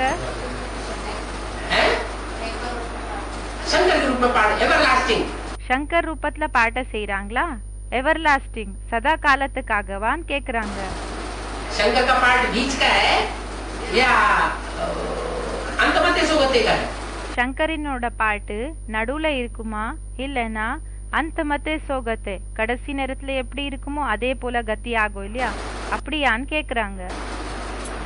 अंतिम पार्ट क्या है संपन्न स्टेज का? இப்போ கடைசி பாட்டு ஏதா இருக்குது? பரிபூர்ணமான ஸ்டேஜினோட பாட்டு लक्ष्मी नारायण। லக்ஷ்மி நாராயணன். नारायण லக்ஷ்மி நாராயணன் சொல்றாங்க. நாராயணன் और लक्ष्मी, பிறகு லக்ஷ்மி. तो लक्ष्मी नारायण जो पाठधारी है वो हीरो हीरोइन है। அப்போ லக்ஷ்மி நாராயணனோட பாட் செய்யக்கூடியவங்க அவங்க ஹீரோ ஹீரோயின் ஆயிருக்காங்க. तो अभी तुम बच्चों को कितनी नॉलेज मिलती है? அப்போ பாபா சொல்றாங்க, இப்போ குழந்தைகளான உங்களுக்கு எந்த அளவுக்கு நாலேஜ் கிடைக்குது? ये हीरो हीरोइन पाठधारी இந்த ஹீரோ மற்றும் ஹீரோயின் பாட்தாரி ब्राह्मणों की संगम की दुनिया में प्रत्यक्ष होते हैं ना? பிராமணர்களோட சங்கம் யுகத்துல பிரத்யக்ஷம் ஆகுறாங்க இல்லையா? तुम विश्व के मालिक बन जाते हो நீங்க உலகத்துக்கே எஜமான் ஆயிடுறீங்க. जब तुम हीरो के रूप में संसार में प्रत्यक्ष होते हो, எப்போ நீங்க ஹீரோ ரூபத்துல உலகத்துல பிரத்யக்ஷம் ஆயிடுறீங்க, तो तुम तो विश्व के मालिक बन जाते हो। அப்ப நீங்க உலகத்துக்கே எஜமான் ஆயிடுறீங்க. तुम्हारी फुल फोर्स की ताकत तुम्हारे में आ जाती है। அப்போ உங்களுக்குள்ள ஃபுல் ஃபோர்ஸினோட சக்தி வந்துடுது. उसके बाद 2 नंबर के फोर्स की ताकत किसमें होती है? அதுக்கு பிறகு ரெண்டாவது நம்பரினோட ஃபோர்ஸினோட சக்தி யாருல வருது? யாருல இருக்கும்? कौन सी आत्मा में होती है? எந்த ஆத்மால இருக்கும்? नारायण के साथ நாராயண் கூட लक्ष्मी। லக்ஷ்மி. लक्ष्मी नंबर 2 की ताकत होती है। லக்ஷ்மிக்குள்ள நம்பர் 2 சக்தி இருக்கும். फिर नंबर 1 பிறகு நம்பர் வாராகி இருக்கும். पुरुषार्थ करके तुम तमो प्रधान से सतो प्रधान बनते हो। புருஷார்த்தம் பண்ணி நீங்க தமோ பிரதானத்திலிருந்து சத்தோ பிரதானமாகி ஆகுறீங்க. और उनका तो पार्ट ही नहीं है, மத்தவங்களது பார்ட்டே இல்ல. माने और धर्म वालों का पार्ट तमो प्रधान से सतो प्रधान बनने का नहीं है। அப்படின்னா மத்தவங்களது தமோ பிரதானத்திலிருந்து சத்தோ பிரதானமா ஆகுற பார்ட் இல்லன்னு சொல்றாங்க. वो सतो सामान्य तक कोई पहुँचते हैं? அவங்க சத்தோ சாமானிய வரைக்கும் தான் போய் ரீச் ஆகுறாங்க. पूरे 16 कला संपूर्ण बन जाए, முழுமையா 84 ஜென்மம் அப்படின்னா 16 கலர் பரிபூர்ணம் ஆயிடுறது. पूरे 84 जन्म ले ले, முழுமையா 84 ஜென்மங்கள் எடுத்துக்கிறது. सारे विश्व की बादशाही ले ले, முழு உலகத்தினோட ராஜாங்கம் எடுத்துக்கிறது. ये और धर्म की आत्माओं का काम नहीं है। இது மத்த தர்மத்தினோட ஆத்மாக்களோட வேலை இல்லன்னு சொல்றாங்க. जो और से पढ़ाई पढ़ते हैं, யாரு மத்தவங்கள மூலமா படிப்பை படிக்கிறாங்க இல்லையா, அவங்களது இல்ல.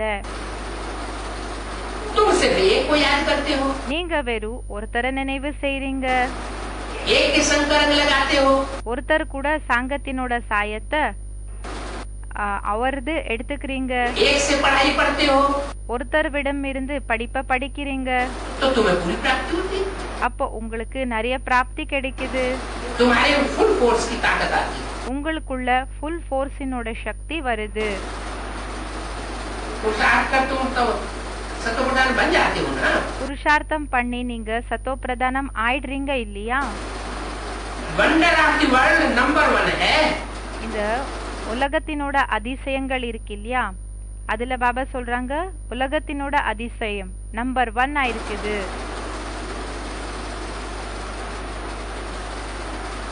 जिसका नॉलेज अभी तुमको मिलता है, அதோட நாலேஜ் இப்போ உங்களுக்கு கிடைக்குது. बाकी तो सब है मटेरियल, மற்றபடி எல்லாமே लेकिन वो सब इन आंखों से देखा जाता है। அதெல்லாமே மெட்டீரியல்னு சொல்றாங்க. அப்படின்னா பக்தி மார்க்கத்தினோடதுன்னு சொல்றாங்க. அது எல்லாமே இந்த கண்களால தென்படுது. वंडर ऑफ वर्ल्ड तो बाबा है. இப்போ வண்டர் ஆஃப் தி வேர்ல்ட் என்னமோ பாபா இருக்காங்க. जो कि स्वर्ग रचते. அவங்க என்ன செய்யறாங்கன்னா ஸ்வர்கத்தை உருவாக்குறாங்க. दुनिया में सबसे जास्ती वंडरफुल पार्ट किसका है? முழு உலகத்துல எல்லாத்தை விட வண்டர்ஃபுல்லான பார்ட் யாருதுன்னு கேக்குறாங்க. शिव बाबा. शिव बाबाது. Wonder of the world Baba है जो कि स्वर्ग रचते हैं. Wonder of the world Baba இருக்காங்க. யாரு ஸ்வர்கத்தை உருவாக்குறாங்க. जिसको हेवन पैराडाइज कहते हैं. இதுக்கு हेवन पैराडाइजன்னு சொல்றாங்க. तो उसकी पैराडाइज की कितनी महिमा है? அப்போ அந்த पैराडाइजக்கு எந்த அளவுக்கு மகிமை இருக்குது? हिंदुओं में उसे वैकुंठ कहते हैं. हिंदूஸ்ல அத வைகுண்டம்னு சொல்றாங்க. मुसलमानों में उसको जन्नत कहते हैं. முஸ்லிம்ஸ்ல அதுக்கு ஜன்னத்னு சொல்றாங்க. அந்த சாஸ்திரங்கள்ல சொல்றாங்க. குர்ஆன் இதெல்லாமே இப்படி சொல்லிருக்காங்க. और क्रिश्चियंस में उसे மற்றும் கிறிஸ்டியன்ஸ்ல அத पैराडाइज कहते हैं. पैराडाइजன்னு சொல்றாங்க. इसको स्वर्ग. எது ஸ்வர்கத்துக்கு तो कितनी महिमा है? அப்போ எந்த அளவுக்கு மகிமை இருக்குது? बाप और बाप की रचना की बड़ी भारी महिमा है. அப்பா மற்றும் அப்பாவினோட படைப்பு என்ன இருக்குதோ அதோட அதுக்கு பாபா சொல்றாங்க மிக பெரிய महिमा இருக்குது. ऊंचते ऊंचे भगवान ऊंचते ऊंच स्वर्ग की स्थापना करते हैं. உயர்ந்ததிலும் உயர்ந்த பகவான் உயர்ந்ததிலும் உயர்ந்த ஸ்வர்கத்தினோட ஸ்தாபனை செய்றாங்க. क्या कहा? என்ன சொன்னாங்க? स्वर्ग के भी रैंक हो गए. ஸ்வர்கத்துக்கு கூடயும் பாபா ரேங்க்ஸ சொல்லிட்டு இருக்காங்க. रैंक्स ஆயிடுச்சுங்க. स्वर्ग की दुनिया के भी रैंक हो गए. कितने रैंक हो गए? ஸ்வர்கத்தினோட உலகம் இருக்கு இல்லையா அதுக்கு கூடயும் ரேங்க்ஸ் இருக்குது. எத்தனை ரேங்க்ஸ் ஆயிடுச்சுங்க? नहीं मालूम. தெரியாதா? अरे स्वर्ग में कितने जन्म होते हैं? அரே ஸ்வர்கத்துல எத்தனை ஜென்மங்கள் இருக்கும்? 21 जन्म होते हैं ना. 21 ஜென்மங்கள் இருக்கும் இல்லையா? स्वर्ग में 21 जन्म होते हैं. ஸ்வர்கத்துல 21 ஜென்மங்கள் இருக்கும். उसमें सैनी स्वर्ग भी मिक्स है. அதுல அறகுறையா இருக்கிற ஸ்வர்கம் கூடயும் மிக்ஸ் ஆயிருக்கு. अगर फुल स्वर्ग कहे तो सत्युग है. ஒருவேளை ஃபுல் ஸ்வர்கம்னு சொன்னா அது சத்யுகமாகி இருக்கும். सत्युग में कितने जन्म होते हैं? சத்யுகத்துல எத்தனை ஜென்மங்கள் இருக்கும்? 9 जन्म होते हैं. 9 ஜென்மங்கள் இருக்கும். क्या? என்ன? जो अव्वल नंबर स्वर्ग है இப்போ नंबर 1 ஸ்வர்க்கம் என்ன இருக்குமோ उसमें 9 जन्म होते हैं. அதுல 9 एक तो डायरेक्ट नर से नारायण बनने वाले विश्व के मालिक. அதுல 9 ஜென்மங்கள் இருக்கும்னு சொல்றாங்க. ஒன்னு என்னமோ இப்போ டைரக்ட் நர்சே நாராயண் ஆகக்கூடிய உலகத்துக்கு எஜமான் ஆகக்கூடியவங்க அவராயிட்டாங்க. उनका भी स्वर्गीय संगठन बनता है. அவங்களது கூடயும் இந்த ஸ்வர்கீய சங்கடன ரெடி ஆகுது. फिर उनसे जन्म लेने वाले राधा कृष्ण. பிறகு அவங்க மூலமா ஜென்ம எடுத்துக்க கூடிய ராதா கிருஷ்ணர் जो 16 कला संपूर्ण बनते हैं. யாரு 16 கலை பரிபூர்ணமாகறாங்க. उनका भी अव्वल नंबर स्वर्ग कहेंगे. அவங்களது கூடயும் नंबर 1 ஸ்வர்கம்னு சொல்வாங்க. उसके बाद जो नारायण आते हैं वो कम कलाओं वाले आते हैं. அதுக்கு பிறகு எந்த நாராயணர்கள் வராங்களோ அவங்களுக்கு கம்மி கலை இருக்கக்கூடிய நாராயணர்கள்னு சொல்வாங்க. उनको फिर नंबरवार स्वर्ग रचने वाला कहेंगे. பிறகு அவங்களுக்கு என்னன்னு சொல்வாங்கன்னா நம்பர் வாராகி ஸ்வர்கத்தை உருவாக்க கூடியவங்கன்னு சொல்லப்படுகிறது. क्यों वो नंबरवार क्यों बन जाते हैं? ஏன் அவங்க நம்பர் வாராகி ஏன் ஆயிடுறாங்க? इसलिए नंबरवार बन जाते हैं ஏன் நம்பர் வாராகி ஆயிடுறாங்கன்னா कि वो दूसरों के प्रभाव में आ जाते हैं. ஏன்னா அவங்க மத்தவங்களோட பிரபாவத்துக்கு வந்துடுறாங்க. दूसरे धर्म गुरुओं की बातों में आ जाते हैं. மத்த தர்ம குருக்களினோட அந்த விஷயங்களுக்கு வந்துடுறாங்க. அப்படின்னா அவங்களோட பிரபாவத்துக்கு வந்துடுறாங்க. और बाप की मत को छोड़ देता है। பிறகு அப்பாவினோட டைரக்ஷன் என்ன இருக்குதோ அதை விட்டுடுறாங்க. जैसे अभी एडवांस पार्टी है எப்படி இங்க அட்வான்ஸ் பார்ட்டி இருக்கு और बेसिक पार्टी है, மற்றும் பேசிக் பார்ட்டி இருக்கு. भगवान की जो बोली हुई मुरली है उस मुरली को ज्यादा महत्व कौन देते हैं? பகவான் என்ன முரளிய சொல்லிருக்காங்களோ அந்த முரளிக்கு அதிக முக்கியத்துவம் யார் கொடுக்கறாங்க?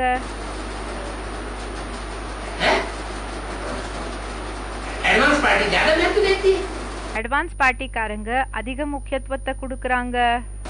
तो भगवान की बोली हुई वाणी को जो ज्यादा महत्व देगा இப்போ பகவான் என்ன வாணிய சொல்லிருக்காங்களோ அந்த ஒரு வாணிக்கு யார் அதிக முக்கியத்துவத்தை கொடுக்கறாங்களோ वो ऊंचा पद पाएगा ना, அவங்க உயர்ந்த பதவியை அடைவாங்க இல்லையா? कि नंबरवार पद पाएगा, இல்லனா நம்பர் வாராகி அடைவாங்களா? ऊंचा पद पाएगा। உயர்ந்த பதவியை அடைவாங்க. फिर एडवांस पार्टी में भी இப்போ அட்வான்ஸ் பார்ட்டிலயும் अगर कोई ऐसे है ஒருவேளை இப்படி யாரோ இருக்காங்க जो दूसरों की मत पर चल पड़ते हैं, யாரு மத்தவங்களோட டைரக்ஷன்ஸ ஃபாலோ பண்றாங்க, तो वो भी नंबरवार हो जाते हैं। அப்ப அவங்களும் என்ன ஆயிடுறாங்கன்னா நம்பர் வாராக ஆயிடுறாங்க. माला में उनके भी नंबर गिने जाएंगे, மாலைல அவங்களோட நம்பர் கூடயும் ஆட் பண்ணப்படுகிறோம், அது கவுண்ட் பண்ணப்படும். कोई नीचा बड़का कोई ऊंचा बड़का हो जाएगा। சில பேரு உயர்ந்த மணிகள், சில பேரு தாழ்ந்த மணிகள் ஆயிடுவாங்க. कोई ऊंचे ग्रुप का होगा, சில பேரு உயர்ந்த மணிகளாகி இருப்பாங்க, உயர்ந்த குரூப்புக்கு சேர்ந்து இருக்கிறவங்க.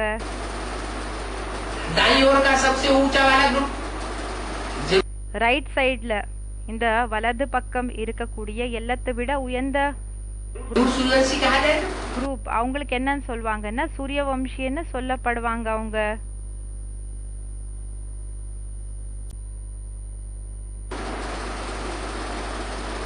तो ऊंचते ऊंच स्वर्ग की स्थापना बाप कैसे करते हैं? அப்போ பாபா கேக்குறாங்க, உயர்ந்ததிலும் உயர்ந்த அப்பா ஸ்வர்கத்தினோட ஸ்தாபனைய எப்படி செய்யறாங்க? तो ऊंचते ऊंच जो स्वर्ग होगा அப்போ உயர்ந்ததிலும் உயர்ந்த ஸ்வர்கம் என்ன இருக்குமோ वो कितने कला संपन्न होगा? அது எத்தனை கலைகள்ல பரிபூர்ணமாகி இருக்கும்? है?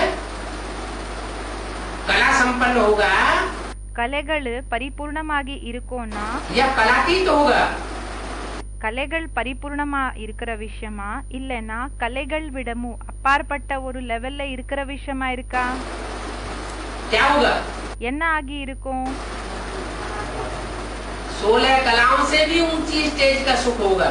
16 கலைகள் என்ன இருக்குதோ அதை விட உயர்ந்த லெவல்ல இருக்கக்கூடிய சுகம் இருக்கும்னு சொல்றாங்க. क्योंकि सत्युग में तो जो स्वर्ग होगा स्वर्ग का सुख भोगेंगे, ஏன்னா சத்யுகத்துல என்ன சுகம் இருக்குமோ, ஸ்வர்க்கம் இருக்குமோ, சுகம் இருக்குமோ वो 16 कला में लिमिट में बंधा हुआ होगा। அது எப்படின்னா 16 கலைகள்ல லிமிட்ல கட்டுப்பட்டு இருக்கும்னு சொல்றாங்க. और तुम ब्राह्मण जो सूर्यवंशी बच्चे बनते हो, மற்றும் நீங்க பிராமணர்கள் யாரு சூரியவம்சி குழந்தைகள் ஆகுறீங்க, नई दुनिया का संगठन स्थापन करने वाले अपने पुरुषार्थ से புது உலகத்தினோட சங்கடனைய ஸ்தாபனை பண்ணக்கூடியவங்க அவங்களோட புருஷார்த்தம் மூலமா वो तो 16 कला संपूर्ण से भी ऊंची स्टेज का सुख भोग जाते हैं। அவங்க என்னமோ 16 கலை பரிபூர்ணமான சுகம் என்ன இருக்குதோ அதை விட உயர்ந்த சுகத்தை அனுபவம் செய்வாங்க. जिसे कहते हैं स्वर्णिम संगम युग।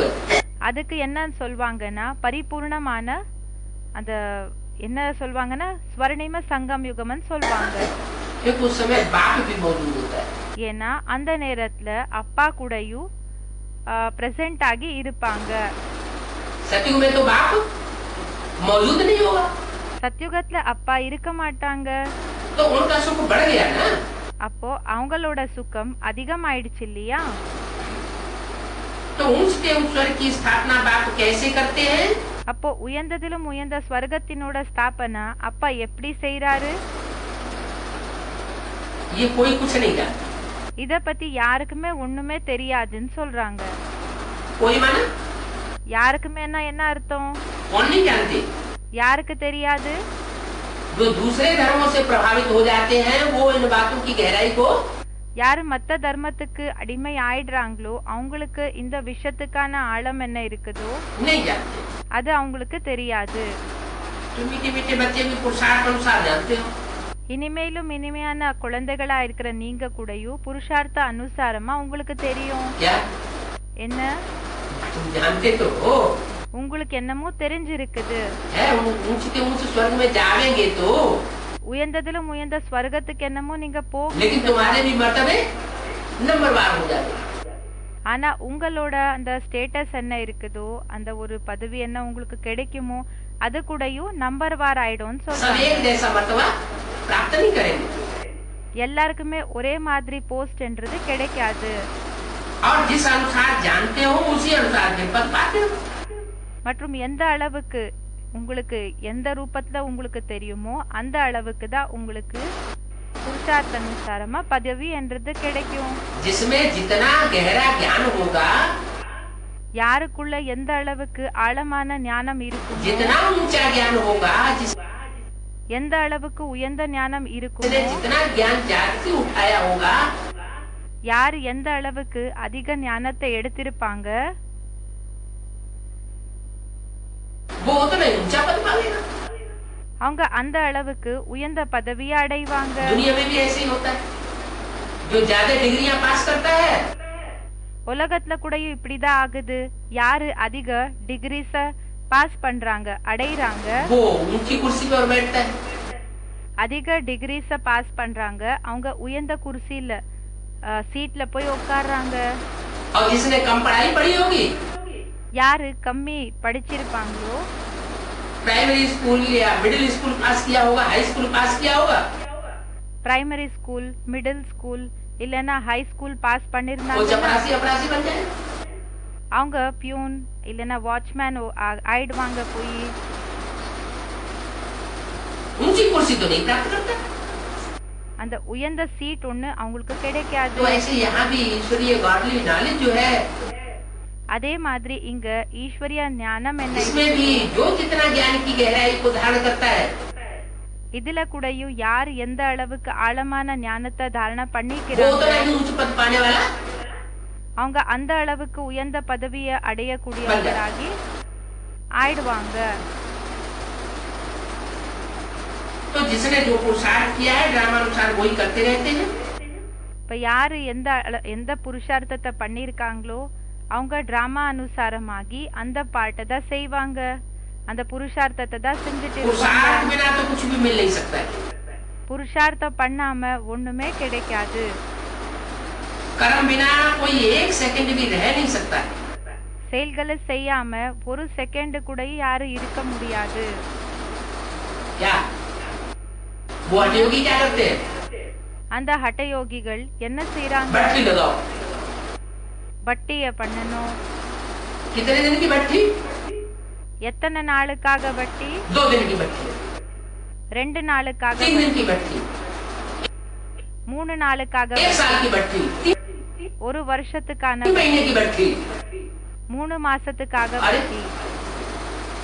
हाथ पांव बांध करके बैठने से, कर्मधारा को छोड़ करके बैठने से, அரே கை காலெல்லாம் கட்டு போட்டு நீங்க உட்கார்றீங்க மற்றும் இந்த வேலைகள் எல்லாம் என்ன செயல்கள் செய்யணுமோ அதெல்லாம் விட்டுட்டு क्या உட்கார்றீங்க. प्राप्ति हो जाएगी? இதுல என்ன, இது மூலமா என்ன உங்களுக்கு பிராப்தி கிடைச்சிடுமா என்ன? अरे कर्मेंद्रियां हैं तो कर्मेंद्रियों से कर्म भी करते रहो।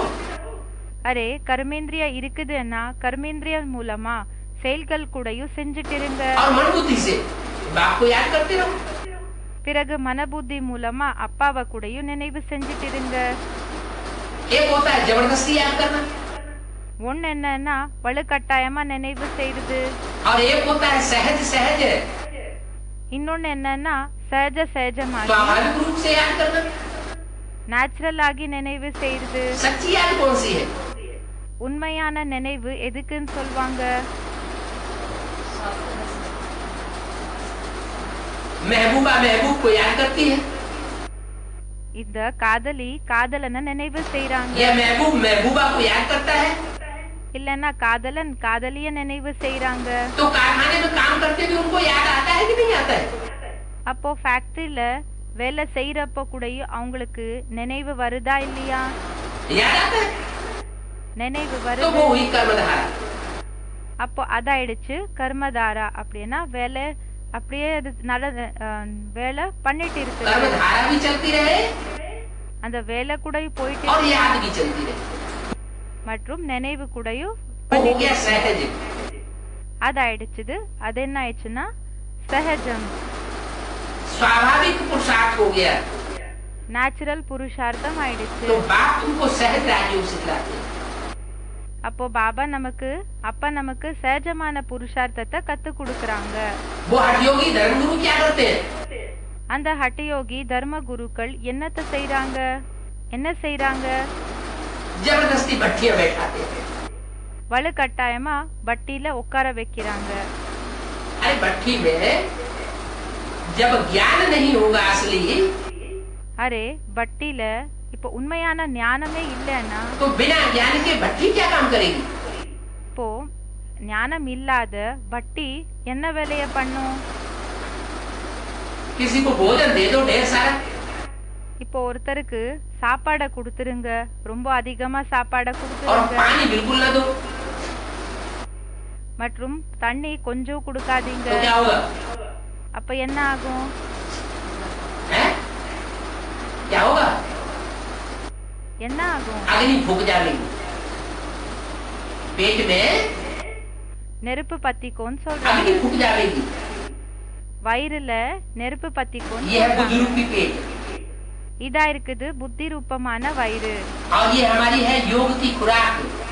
மற்றும் இது நம்மளோடதா இருக்குது யோகத்தினோட சாப்பாடு. सिर्फ कोई योग की खुराक ही बैठ करके खाता रहे, இப்போ ஒருத்தர் வெறும் யோகத்தினோட சாப்பாடு மற்றும் அதை மட்டும் சாப்பிட்டுட்டு இருக்காங்க, और ज्ञान जल बिल्कुल न पिए, மற்றும் ஞானத்தினோட தண்ணி கொஞ்சம் கூடயும் குடிக்கல, तो वो खुराक पचेगी नहीं, அப்போ அந்த ஒரு சாப்பாடுன்றது ஜீரணமாகாது. और ही गर्मी पैदा कर देगी। இன்னும் என்ன ஆயிடும்னா அந்த ஹீட்ன்றது அதிகமாயிடும், और ही बीमारियां पैदा कर देगी। இன்னும் நோய்களை உருவாக்கிடும். इतना बुद्धि में बीमारियां पैदा होंगी, எந்த அளவுக்கு மனபுத்தியில இந்த நோய்கள் कोई को உருவாகும்னா दिमाग में ट्यूमर हो जाएगा, ஒரு சிலர் பேருக்கு புத்தியில அந்த புத்திக்கு என்ன ஆகும்னா பிரெயின்ல டியூமர் टाइफाइड ஆயிடும். हो जाएगा, कोई का हार्ट फेल हो जाएगा, சில பேருக்கு ஹார்ட் அட்டாக் ஆயிடும், ஹார்ட் ஃபெயில் ஆயிடும். जैसे कि होते रहते हैं हार्ट फेल। எப்படி ஆயிட்டே இருக்குது ஹார்ட் அட்டாக், இந்த ஹார்ட் ஃபெயில் எல்லாம் ஆயிட்டு இருக்குது இல்லையா? तो बाप कहते हैं அப்போ அப்பா சொல்றாங்க ऐसा पुरुषार्थ न करो, இப்படிப்பட்ட புருஷார்த்தத்தை பண்ணாதீங்க, जोर जबरदस्ती का। வலுக்கட்டாயமா புருஷார்த்தத்தை பண்ணாதீங்க. जैसे मैं सहज राजयोग सिखलाता हूँ, நான் எப்படி சகஜமான ராஜயோகத்தை கத்து கொடுக்கறேன், वो सहज राजयोग सीखना चाहिए ना। அந்த சகஜ ராஜயோகத்தை கத்துக்கணும் இல்லையா? बाप तो कहते हैं तुम कर्म योगी हो, அப்பா என்னமோ சொல்றாங்க நீங்க கர்ம யோகி ஆயிருக்கீங்க, कर्म इंद्रियों से कर्म भी करते रहो, கர்மேந்திரிய மூலமா வேலையை கூடயும் பண்ணிட்டு இருங்க, और बुद्धि से याद भी करते रहो। மற்றும் புத்தி மூலமா நினைவு கூடயும் பண்ணிட்டு वो இருங்க. हठ योगी होते हैं, प्राणायाम चढ़ाए देते हैं, அந்த ஹட்ட யோகிகள் என்ன செய்யறாங்கன்னா பிராணாயாமத்துல உட்கார்றாங்க, जैसे जड़ बन जाते हैं, எப்படி என்ன ஜடம் ஆயிடுறாங்க, अंदर में पड़े रहते हैं, உள்ள அப்படியே கிடப்பாங்க, ऊपर में मिट्टी जम जाती है, மேல என்னன்னா அந்த மண் அப்படியே சேர்ந்துடும். क्या अंदर में निश्चेष्ट होकर के पड़े रहते हैं, मन बुद्धि जाम हो जाती है, உள்ளுக்குள்ள எப்படின்னா சக்தி இல்லாம அப்படியே உட்காருவாங்க, மன புத்தி ஜாம் ஆயிடுது, और ऊपर से देह अभिमानी की मिट्टी उनके ऊपर மற்றும் மேலிருந்து தேக அபிமானத்தினோட மண்ணு அவங்க மேல छा जाती है। அது பரவிடுது. तो देह अभिमान की मिट्टी अगर बढ़ती रहे, இப்போ தேக அபிமானத்தினோட மண்ணு அதிகரிச்சுட்டே போகுது. तो ऐसे पुरुषार्थ से फायदा हुआ या नुकसान हुआ? இப்படிப்பட்ட புருஷார்த்தம் பண்றதுனால லாபமாச்சா இல்லனா நஷ்டமாச்சா?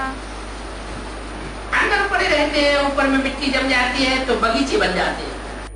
இப்போ உள்ளேயே அப்படியே கிடப்பாங்க, மேல மண் எல்லாமே வந்து சேர்ந்துடுது, அப்ப என்ன ஆயிடுதுன்னா அங்க ஒரு கார்டன் ரெடி ஆயிடுது. क्या बात? என்ன சொன்னாங்க? जो ऊपर ऊपर मिट्टी जमी हुई है देह अभिमान की मिट्टी, மேலே மேலே என்ன தேகாபிமானத்தினோட மண்ணு சேர்ந்து இருக்குது. उस देह अभिमान की मिट्टी में सुख धाम शांति धाम, அந்த தேகாபிமானத்தினோட மண்ணு என்ன சேர்ந்து இருக்கு இல்லையா, பரவி இருக்குது. அதுல சுகதாமம், சாந்தி और தாமம் ज्ञान सरोवर जैसे மற்றும் ஞான சரோவர் போல ஞானத்தினோட ஏரி बगीचे बन जाते हैं। கார்டன் ரெடி ஆயிடுது, பூத்தோட்டம் ரெடி ஆயிடுது. मिट्टी जम जाती है மண்ணு तो சேர்ந்துடுது. ऊपर ऊपर बगीचे बन जाते हैं। मिट्टी के ऊपर पानी पड़ने से மேல என்ன ஆயிடுதுன்னா பூத்தோட்டம் ரெடி ஆயிடுது. இப்போ மேலிருந்து தண்ணி வீழ்றதுனால वो पौधे जम जाते हैं। அது என்ன ஆகுதுன்னா அங்க இது செடி வரும். परंतु उसमें कुछ भी फायदा नहीं है। ஆனா அதுல ஒண்ணுமே லாபம் இல்ல. क्या वो ईंटों के सुख धाम, ईंटों के शांति धाम, அந்த செங்கலால ரெடி ஆகியிருக்கிற சுகதாமம், சாந்தி ईंटों தாமம், का ज्ञान सरोवर बनाए लो, செங்கலால உருவாக்கி இருக்கிற இந்த ஞான சரோவர் இதெல்லாமே उससे कोई உருவாக்கி फायदा होने वाला नहीं है। இதனால ஒரு லாபம் கூடயும் ஆகுறது இல்ல, ஆகாதுன்னு சொல்றாங்க. कितना दिन ऐसे बैठे रहेंगे? எவ்வளவு நாள் இப்படியே உட்கார்ந்து இருப்பீங்க? आखिर तो भंडाफोड़ होगा ही नहीं। கடைசிக்கு போய் எல்லாமே அவுட் ஆயிடுமா இல்லையா, எல்லாமே தெரிஞ்சு போயிடுமா இல்லையா? कर्म तो करना है। செயல்கள் என்னமோ செஞ்சுதான் ஆகணும். कर्म सन्यासी कोई बन ही नहीं सकता। வேலைகள் என்னமோ செய்யணும். கர்ம சந்நியாசி அப்படின்னா வேலை செய்யாம சன்னியாசி போல இருக்கிறது அது ஆகவே ஆகாது.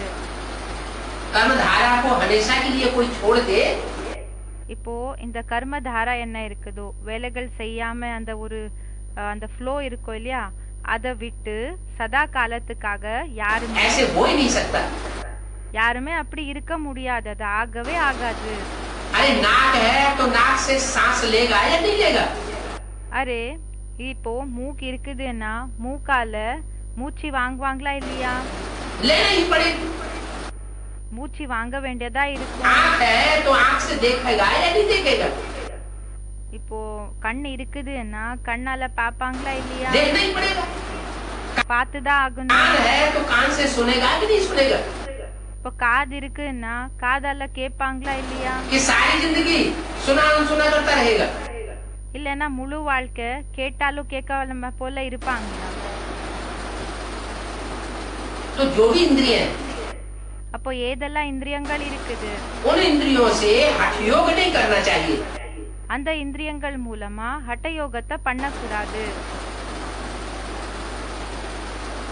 हाँ, कोई खाना आज नहीं बनाते हैं सन्यासी वगैरह। இப்படி இருக்குது. சில சன்னியாசிகள் சமையல் எல்லாம் பண்றது இல்ல, சமைக்கிறது इसलिए उनको कर्म सन्यासी कह देते हैं। அதனாலதான் அவங்கள கர்ம சன்னியாசின்னு சொல்லிடுறாங்க. वो पका पकाया भोजन कमंडल ले जाते हैं, அவங்க எப்படின்னா இப்போ கமண்டலத்தை எடுத்துன்னு போறாங்க. அவங்களுக்கு சமைச்சிருக்கிற और சாப்பாடு भीख मांग के खा लेते हैं। அத என்ன செய்யறாங்கன்னா அத பிச்சை கேட்டு அத எடுத்து சாப்பிட்டுடுறாங்க. तो ये भी इनका ड्रामा में पार्ट है क्या? இது கூடயும் டிராமால இவங்களோட பார்ட்டா இருக்குது. எந்த பாட்டு? खुद अपना भोजन तैयार न करना, சுயம் தன்னோட சாப்பாட ரெடி பண்ணாம अपने लिए अपने पेट की कमाई न करना, தனக்காக இந்த தன்னோட வயிறுக்காக சம்பாத்தியம் பண்ணாம क्या இருக்கு. करना? என்ன செய்யுது? बना बनाया भोजन बीच में मांग लेना। சமைச்சிருக்கிற சாப்பாட என்ன செய்வாங்கன்னா பிச்சை கேட்டு அவங்க சாப்பிடுறாங்க. क्या ड्रामा में उनका पार्ट है? டிராமால அவங்களோட பாட்டு என்ன இருக்கு? भीख मांगने का इनका पार्ट है। பிச்சை எடுக்கிற பாட்டு அவங்களுக்கு. ये निवृत्ति मार्ग वाले नहीं होते, இவங்க நிவர்த்தி மார்க்கத்தினர்களாகி तो भी இருக்கலன்னா भारत की बहुत बुरी हालत हो जाती है। அப்படி இருக்கலன்னாலும் பாரத்தினோட இருந்திருக்கலன்னாலும் பாரத்தினோட நிலைமை ரொம்ப ஹோப்லெஸ் ஆயிருக்கும். आखिर इन निवृत्ति मार्ग वाले सन्यासियों ने கடைசியில இந்த நிவிருத்தி மார்க்கத்தினோட சன்னியாசிகள் भारत को थोड़ा तो समाया। பாரத் என்ன செஞ்சாங்க, அட்லீஸ்ட் கொஞ்சம் चलो प्रवृत्ति मार्ग கொஞ்சம் அட்லீஸ்ட் அதை நிறுத்தினாங்க இல்லையா, கீழே விழாம நிறுத்தினாங்க இல்லையா. देवताओं जैसी पवित्रता को धारण नहीं कर सके। இவங்க தேவதைகள் போல பவித்திரத்தைய தாரண செய்ய முடியல இவங்களால. फिर भी हठयोग करके भी ஆனா ஹட்டயோகத்தை थोड़ी तो செஞ்சு पवित्रता को धारण किया ना। கொஞ்சம் அட்லீஸ்ட் அவங்க தூய்மைய தாரண செஞ்சாங்க இல்லையா. भारत नंबर 1 प्योर था। பாரத் நம்பர் 1 பியூர் ஆகி இருந்தது. बाप पहले प्योरिटी स्थापन करता है। அப்பா ஃபர்ஸ்ட் பியூரிட்டினோட ஸ்தாபனை செய்றாங்க. सतयुग में சத்யுகத்துல purity is first. Purity is first. जो प्योरिटी फिर आधा कल्प चलती है। அந்த பியூரிட்டி பாதி கல்பம் நடக்குதுன்னு சொல்றாங்க. और ये जो सन्यासी மற்றும் இந்த சன்னியாசிகள் अल्पकाल की पवित्रता धारण करते हैं, கொஞ்ச நேரத்துக்கான இந்த தூய்மைய தாரண செஞ்சுக்கிறாங்க. ये आधा कल्प तो क्या एक युग भी नहीं चलती। இது பாதி கல்பம் என்ன, ஒரு யுகம் கூடயும் அது நடக்கிறது இல்ல. एक जन्म भी नहीं चलती पूरी। ஒரு ஜென்மத்துல கூடயும் கம்ப்ளீட் ஆகி இருக்கிறது இல்ல. அப்படி बरोबर सतयुग में एक धर्म एक राज्य था। துல்லியமாக சத்யுகத்துல ஒரு தர்மம் ஒரு ராஜ்யம் फिर இருந்தது. ढीठी राज्य आकर के हुआ। பிறகு இந்த தேவதாவினோட ராஜ்யம் வந்து உருவானது. मनुष्यों ने तो सबको पतित बनाई दिया। மனிதர்கள் எல்லாமே மனிதர்கள் என்ன செஞ்சாங்க, எல்லாரையும் வந்து பतितமாக்கிட்டாங்க. क्या कहा? என்ன சொன்னாங்க, सबको माने किसको किसको? எல்லாரும் என்ன யாரு मनुष्य गुरु जो हुए, மனுஷ குரு யாரு இருந்தாங்க, उन गुरुओं ने सारी मनुष्य सृष्टि को पतित बनाया। அந்த மனித குருக்கள் முழு உலகத்தையே பतितமாக்கிட்டாங்க. सिर्फ मनुष्य सृष्टि ही नहीं, வெறும் மனித சிருஷ்டிய மட்டும் मनुष्य सृष्टि जब पतित बनती है மனித சிருஷ்டி எப்போ பतितமாகுதோ तो कीड़े मकोड़े पशु पक्षी सब पतित होने लग पड़ते हैं। அப்போ புழு பூச்சி பறவைகள் எல்லாமே பतित ஆகிறதுக்காக பறவைகள் எல்லாமே பतित ஆகிறதுக்கு ஆரம்பமாயிடுறாங்க. तो सारी मनुष्य सृष्टि पतित बन गई। அப்போ முழு மனித சிருஷ்டி பतितமாயிடுச்சு. पावन दुनिया में तो कोई पतित होता ही नहीं। பாவன உலகத்துல யாருமே பतितமாகி இருக்கிறது இல்ல. पतित बनते ही है रावण राज्य में। பतितம் ஆகிறதே ராவண ராஜ்யத்துல. क्या कहा? என்ன சொன்னாங்க, जो एक सिर वाला राम है उसके राज्य में ஒரு தலை இருக்கக்கூடிய ராம யாரோட कोई ராஜ்யத்துல पतित नहीं बनता। யாருமே பतित ஆகிறது இல்ல. और अनेक सिर वाले रावण का राज्य जब होता है மற்றும் நிறைய தலை இருக்கக்கூடிய ராவணனோட ராஜ்யம் எப்போ உருவாகுதோ, अनेक मतें देगा ना, क्योंकि ज्यादा सिर है। நிறைய டைரக்ஷன்ஸ கொடுப்பா இல்லையா, ஏன்னா நிறைய தலைகள் இருக்குது. तो सब पतित हो जाते हैं। அப்ப எல்லாருமே பतितமாயிடுறாங்க. तो क्या करना चाहिए? அப்ப என்ன செய்யணும், एक ही मत पर चलना चाहिए ஒருத்தரோட டைரக்ஷனை ஃபாலோ பண்ணணும், या अनेकों की मत पर चलना चाहिए?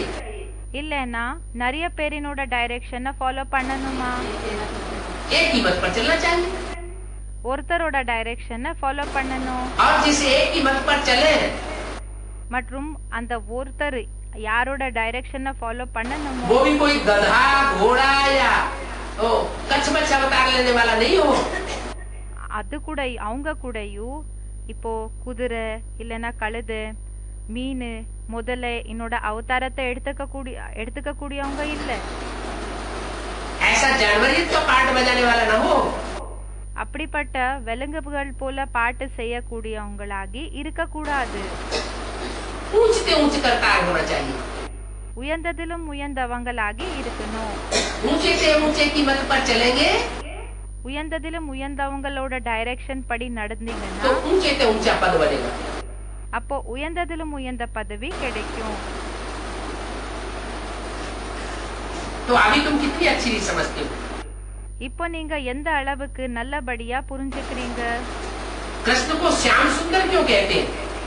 கிருஷ்ணருக்கு ஷியாம் சுந்தரன் ஏன் சொல்றாங்க?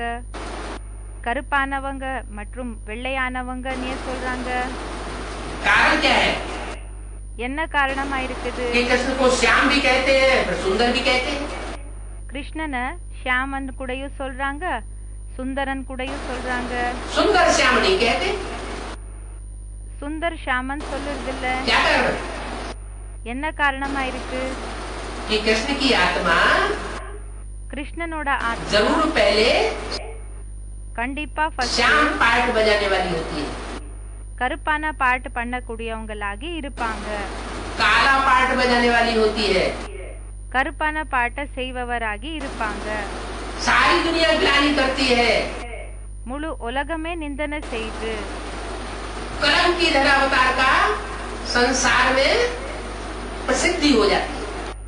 கலங்கிதர் அவதார் அப்படின்னா நிந்தனைகளை தாரணை பண்ணிக்க கூடியவங்க சொல்லி உலகத்துல அவங்களோட பேரு பிரசித்தமாயிடுது. कलंक धारण कर लेता है, நிந்தனைய தாரணை பண்ணிக்கிறாங்க. फिर जो कलंक धारण करता है இப்போ நிந்தனைகளை என்ன தாரணை பண்ணிக்கிறாங்களோ डबल कलंकीधर बनता है, वो डबल सिरताज बन जाता है। டபுள் கலங்கிதர் என்ன ஆகுறாங்களோ அப்போ அவங்க டபுள் கிரீட்டதாரிகள் ஆயிடுறாங்க, கிரீட்டதாரி ஆயிடுறாங்க. तो ये तुम्हारा पार्ट है। கிரீட்டத்தை தாரணை பண்ணக்கூடியவங்க. அப்போ இது உங்களோட பார்ட் ஆயிருக்கு. पहले श्याम ஃபர்ஸ்ட் ஷியாம், और फिर बाद में அதுக்கு சுந்தர். பிறகு அப்படின்னா ஃபர்ஸ்ட் கருப்பாக இருப்பாங்க, பதித்தமா இருப்பாங்க. அதுக்கு பிறகு அவங்க அழகானவங்களாகி அப்படின்னா பாவனம் ஆயிடுவாங்க. आजकल तो बहुत ही ऐसे ऐसे नाम रख देते हैं, मनुष्यों के भी नाम रख देते हैं श्याम सुंदर। இன்றைய காலத்துல நிறைய பேர் இப்படிப்பட்ட பேரை வச்சுக்கிறாங்க. மனிதர்கள் கூடயும் ஷியாம் சுந்தர் என்ற பேரை வச்சுக்கிறாங்க. जैसे ब्रह्मा बाबा का नाम क्या रख दिया எப்படி பிரம்மா பாபாவினோட பேரை என்ன வச்சாங்க? कि ब्रह्मा बाबा ने कौन सा पार्ट बजाया? பிரம்மா பாபா என்ன பாட்டா செஞ்சாங்க? ब्रह्मा बाबा श्याम सुंदर थे। अरे பிரம்மா பாபா ஷியாம் சுந்தர் ஆனாங்க. वो पतित धन था या पावन धन था? அரே அவங்க பதித்த உடலாகி இருந்ததா அவங்களது, இல்லைன்னா பாவனமாகி இருந்ததா? पतित धन था பதித்த சரீரமாகி இருந்தது. तो श्याम पार्ट कहेंगे, पावन पार्ट थोड़े कहेंगे। அப்போ ஷியாம் பாட் அப்படின்னா பதித்தமான பாட்டுன்னு சொல்லலாம், பாவனமான பாட்டுன்னு எப்படி சொல்ல முடியும்? नहीं, इस जन्म में श्याम पार्ट बजाया, அப்படி இல்ல. இந்த ஜென்மத்துல அவங்க ஷியாம் பாட்டை செஞ்சாங்க सतयुग में जाके सुंदर बनेगा। மற்றும் சத்யுகத்துல போய் அவங்க அழகானவங்களாகி அப்படின்னா பாவனம் ஆகுவாங்க. तो जो नाम होता है वो एक जन्म का नाम होता है, एक शरीर का नाम होता है। அப்போ பேர் என்ன கிடைக்குதோ அது ஒரு ஜென்மத்தினோட பேர் கிடைக்குதா, ஒரு பேரு கிடைக்குதா, या दो शरीरों का नाम होता है। ஒரு शरीरத்துக்கு பேர் கிடைக்குமா, இல்லன்னா ரெண்டு शरीरத்துக்கு பேர் கிடைக்குமா? नाम तो एक शरीर के ऊपर पड़ता है। பேர் என்னமோ ஒரு शरीरத்துக்கு தான் கிடைக்குது. तो श्याम सुंदर या तो इस जन्म में होगा இப்போ ஷியாம் சுந்தர் ஒண்ணு இந்த ஜென்மத்துல या अगले இருப்பாங்க, जन्म में होगा। இல்லன்னா நெக்ஸ்ட் பர்த்ல இருப்பாங்க. दोनों पार्ट एक ही शरीर के ऊपर कैसे हो सकते हैं? ரெண்டு பாட்டு கூடயும் ஒரே शरीरத்துக்காக எப்படி சொல்ல முடியும், எப்படி இருக்க முடியும்? हो सकते हैं या नहीं हो सकते? ஆக முடியுமா இல்லையா? हो सकते हैं। ஆகலாம். किसके? யாரோடது? जो डायरेक्ट नर से नारायण बनते हैं, யாரு டைரக்ட் நர்சே நாராயண் ஆகுறாங்க? जिनका पार्ट डायरेक्ट नर से नारायण बनने का है, யாரோட பாட்டு டைரக்ட் நர்சே நாராயண ஆகிறது இருக்கு, वो आत्मा அந்த ஆத்மாக்கள் इसी जन्म में இந்த ஜென்மத்திலேயே शरीर से शरीரம் மூலமா पतित होती है பதித்தமாகறாங்க. और इसी जन्म में इसी शरीर से पावन बन जाती है। மற்றும் இந்த ஒரு சரீரம் மூலமாவே இந்த ஒரு ஜென்மத்திலேயே பாவனம் ஆயிடுறாங்க. इसी जन्म में एक ही शरीर में फुल बैगर बनते हैं இந்த ஒரு சரீரத்து மூலமாவே இந்த ஜென்மத்திலேயே ஃபுல் பெக்கர் ஆகுறாங்க. और अगले जन्म में फुल प्रिंस बन जाते हैं. மற்றும் நெக்ஸ்ட் ஜென்மத்துல ஃபுல் பிரின்ஸ் ஆகுறாங்க. बाकी ये कृष्ण के चोले का गायन नहीं है. மற்றபடி இது கிருஷ்ணனோட சரீரம், அந்த ஒரு சரீரத்தினோட விஷயம், அந்த மகிமம் இல்ல. हाँ, कृष्ण का चोला जब शरीर छूट जाता है अंतिम जन्म में, तो वो आत्मा कोई ऐसे ब्राह्मण बच्चे में प्रवेश करती है. हाँ, கிருஷ்ணவாலி ஆத்மா எப்போ அவங்களோட சரீரம் விட்டுடுறாங்களோ அப்ப அவங்க ஏதோ ஒரு பிராமண குழந்தைக்குள்ள பிரவேசம் பண்றாங்க. जो पहले कभी त्रेता में राम थे. யாரு எப்போ ஒரு டைம்ல திரேதால ராமராகி இருந்தாங்க. और प्रवेश करके அவங்களுக்குள்ள பிரவேசம் பண்ணி वो कृष्ण की सोल அந்த கிருஷ்ணனோட சோல் काला पार्ट बजाती है. கருப்பான பாட்ட பண்றாங்க. इतना काला मुंह वाला पार्ट बजाती है, எந்த அளவுக்கு கருப்பான முகம் இருக்கிற பாட்டு इतना செய்யுது, श्याम पार्ट बजाती है कि दुनिया में इतना श्याम पार्ट कोई எந்த அளவுக்கு கருப்பான பாட்டை செய்யறாங்கன்னா அந்த அளவுக்கு உலகத்துல கருப்பானவங்க बजा ही नहीं सकता. அப்படிப்பட்ட பாட்டு யாருமே செய்ய முடியாது. और फिर वही सोल மற்றும் அந்த சோலு जब उसकी बुद्धि में बैठ जाता है, எப்போ அவங்களோட புத்தியில உட்கார்ந்துடுது, कि सृष्टि पर ज्ञान सूर्य का पार्ट बजाने वाला प्रैक्टिकल स्वरूप कौन है, இந்த சிருஷ்டில பிராக்டிக்கல்ல பாட் செய்யக்கூடிய அந்த பிராக்டிக்கல் ஸ்வரூபம் யாரு, तो वो सुंदर बन जाता है. யாரோடதுன்னு எப்போ தெரிஞ்சுக்கிறாங்களோ அப்ப அவங்க அழகாயிடுறாங்க, சுந்தராயிடுறாங்க. इसलिए बोला एक ही सुंदर बनने से सब सुंदर बन जाते हैं. அதனாலதான் சொல்லிருக்காங்க, ஒருத்தர் அழகானாங்கன்னா எல்லாருமே அழகாயிடுவாங்க, அழகாகி ஆயிடுவாங்க. एक पतित बनने से सब पतित बन जाते हैं. ஒருத்தர் பतिता ஆகிறதுனால எல்லாருமே பतितம் ஆயிடுறாங்க. तो आजकल बहुतों के ऐसे नाम रख देते हैं. அதனால இன்றைய உலகத்துல நிறைய பேருக்கு இப்படிப்பட்ட பேரை வச்சிடுறாங்க. सब कोई कृष्ण से कंपटीशन करने लग पड़े.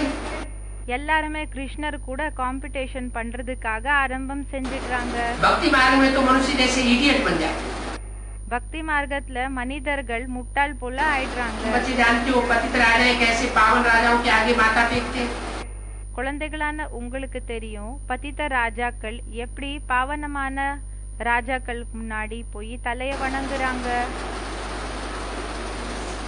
भक्ति मार्ग में பக்தி மார்க்கத்துல पतित राजा होते हैं.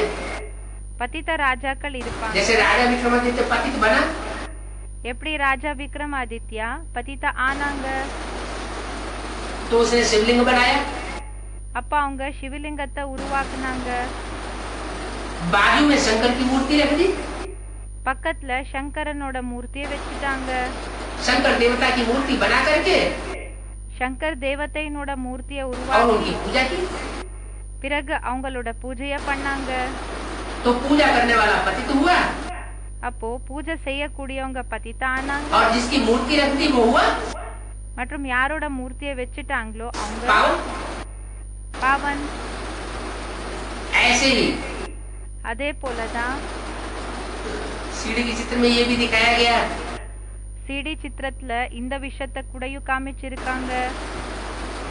कि आगे चलकर राम सीता की पूजा करते हैं. இப்போ வருங்காலத்துல அவங்க ராம சீதாவினோட பூஜையை செய்யறாங்க. राम सीता पावन ராம சீதா பாவனமானவங்க और पूजा करने वाले पतित.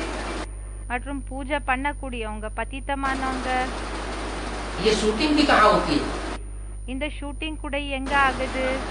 ब्राह्मणों की संगम युग दुनिया में इस बात की भी शूटिंग होती है. பிராமணர்களோட சங்கம் யுகத்துல இந்த விஷயத்துக்கான ஷூட்டிங் கூடயும் ஆகுது.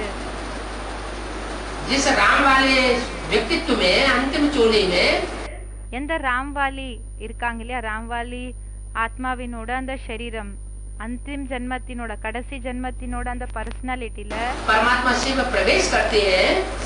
பரமாத்மா சிவன் பிரவேசம் பண்றாங்க. प्रवेश करके மற்றும் பிரவேசம் பண்ணி संसार के सामने உலகத்துக்கு முன்னாடி नारायण के रूप में प्रत्यक्ष होते हैं। நாராயணனோட ரூபத்துல பிரத்யக்ஷம் ஆகுறாங்க। तो जो उस स्वरूप को पूरा निश्चयात्मक बुद्धि से नहीं पहचान पाते, அப்போ யாரு அந்த ஸ்வரூபத்தை முழுமையா நிச்சய புத்தியா புரிஞ்சுக்கிறது இல்லையோ वो फिर उसकी पूजा करते हैं। அவங்க என்ன செய்யறாங்க? அவங்களோட பூஜைய பண்றாங்க, बुलाएंगे, கூப்பிடுவாங்க, हे पतित पावन आओ, हे पतित पावन வா, पूजा करेंगे, चिरौरी करेंगे, பூஜை பண்ணுவாங்க, நைஸ் பண்ணுவாங்க, उसके मंदिर में जाएंगे, मंदिर माना घर, அவங்களோட கோயிலுக்கு போகுவாங்க, கோயில் என்ன வீடு। तो जो पतित होते हैं वो पावन के यहाँ जाकर के माथा टेकते हैं।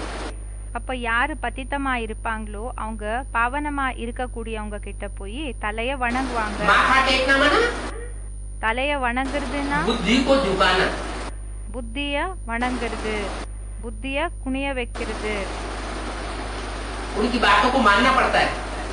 அவங்களோட பேச்ச கேட்க வேண்டியதாகி இருக்கும்। परंतु जानते थोड़े ही है ஆனா தெரியுமா என்ன कि हम पतित हैं நாங்க பतितமா இருக்கிறோம் தெரியுமா என்ன? और हम माथा झुकाने वाले हैं। மற்றும் நாம தலைய வணங்கக்கூடியவங்க இருக்கிறோம்। नहीं जानते हैं तो बार बार अनिश्चय बुद्धि बनते हैं। தெரியாம இருக்கிற காரணத்தினால அடிக்கடி அனிஷ்டே புத்தி ஆயிடுறாங்க। तुम अभी समझते हो जो पूजित है वही पर पुजारी बने हैं। இப்போ நீங்க புரிஞ்சுக்கிறீங்க யாரு பூஜ்யமாகி இருந்தாங்களோ பூஜைக்கு தகுந்தமானவங்க அவங்கதான் பிறகு பூஜாரிகள் ஆகுறாங்க। वो फिर भगवान के लिए कह देते हैं அவங்க பிறகு பகவான்காக சொல்லிடுறாங்க कि आप ही पूज्य, आप ही पुजारी। நீங்க தான் பூஜை அப்படின்னா பூஜைக்கு தகுந்தமானவங்க, अरे भगवान पूज्य पुजारी थोड़ी बनता है। நீங்க தான் பூஜாரி। அப்போ பாபா கேக்குறாங்க, அரே பகவான் போய் பூஜைக்கு தகுந்தமானவங்க மற்றும் பூஜாரி ஆகுறாங்களா? भगवान तो सदा क्या है, पूज्य है कि एवर पूज्य है? பகவான் சதா பூஜைக்கு தகுந்தமானவங்களா இல்லைன்னா அவங்க எவர் பூஜையா இருக்காங்களா? எவர் சதா காலத்துக்காக பூஜைக்கு தகுந்தமானவங்களா? सदैव एवर प्योर है। அவங்க சதா எவர் பியூரா இருக்காங்க। वो फिर भगवान के लिए कहते हैं அவங்க பிறகு பகவான்காக சொல்லிடுறாங்க, आप ही पूज्य, आप ही पुजारी। நீங்க தான் பூஜைக்கு தகுந்தமானவங்க, நீங்க தான் பூஜாரி। अभी तुम्हारी बुद्धि में ये सारा चक्र है, இப்போ உங்களோட புத்தில இந்த முழு சக்கரம் இருக்குது। ये भी याद रहे तो तुम्हारी अवस्था बड़ी अच्छी रहेगी। இது கூடயும் ஒருவேளை நினைவு இருந்ததுன்னா உங்களோட ஸ்டேஜ் ரொம்ப நல்லதாயிடும், ரொம்ப நல்ல ஸ்டேஜ் உங்களுக்கு கிடைக்கும், உங்களது ஆயிடும்। परंतु माया बच्चों को स्मरण करने नहीं देती है। ஆனா மாயா குழந்தைகளுக்கு இப்படி நினைவு செய்யறதுக்காக விடுறதில்ல। सदैव हर्षित मुख अवस्था रहे சதா புன்னக முகை இருக்கக்கூடிய ஸ்டேஜ் இருக்குதுன்னா இருக்கிறது, तुमको देवता कहा जाएगा। அப்போ உங்களுக்கு அப்படி இருக்கிறப்போ அப்படி இருந்தீங்கன்னா உங்களை தேவதைகள்னு சொல்வாங்க। क्या என்ன अवस्था कैसी हो जाती है? ஸ்டேஜ் எப்படி ஆயிடுது? अभी अभी बड़े खुश, இப்போ இந்த செகண்டுக்கு ரொம்ப சந்தோஷமா இருக்கீங்க, अभी अभी माया जोड़े दिला देती। இப்போ செகண்ட்ல ஒரு செகண்டுக்கு என்ன ஆகுதுன்னா மாயா இப்படி என்ன तो चेहरा लटक जाता है। எப்படி என்ன மாயா தொல்லைய பண்ணுது, அப்போ என்ன ஆகுதுன்னா இந்த முகம் எல்லாமே டல் ஆயிடுது, வாடி போயிடுது। जब चेहरा लटक जाता है எப்போ முகம் வாடி போயிடுதோ டல் ஆயிடுது, तो कहेंगे अब ये देवता पना इनका खलास हो गया। அப்போ என்னன்னு சொல்லலாம், அந்த தேவதா என்னோட தன்மை என்ன இருக்குதோ அது இவங்களுக்குள்ள முடிஞ்சு போயிடுச்சுன்னு சொல்வாங்க। देवता बने ही नहीं। தேவதைகள் ஆகவே இல்ல। जो देवता बन जाएगा एक बार யாரு ஒரு தடவை தேவதை ஆயிடுவாங்களோ तो फिर वो सदैव ही 2500 वर्ष तक वो आत्मा அப்போ அவங்க சதா காலத்துக்காக 2500 வருஷத்துக்காக அந்த ஆத்மா हर्षित मुख चेहरे वाली बनी रहे। புன்னக முகை இருக்கக்கூடிய அந்த ஒரு ஃபேஸ் இருக்கக்கூடியவங்களாகி ஆயிடுவாங்க 2500 வருஷத்துக்காக. देवताएं वहां सदैव हर्षित रहते हैं। தேவதைகள் எப்பவுமே அங்க மகிழ்ச்சியில இருப்பாங்க. लक्ष्मी नारायण के चित्र को देख करके कितनी खुशी होती है। லக்ஷ்மி நாராயணனோட சித்திரத்தை பார்த்து எவ்வளவு खुशी ஆகுது. तो उन देवताओं के जड़ चित्रों को ही देख करके इतनी खुशी होती है।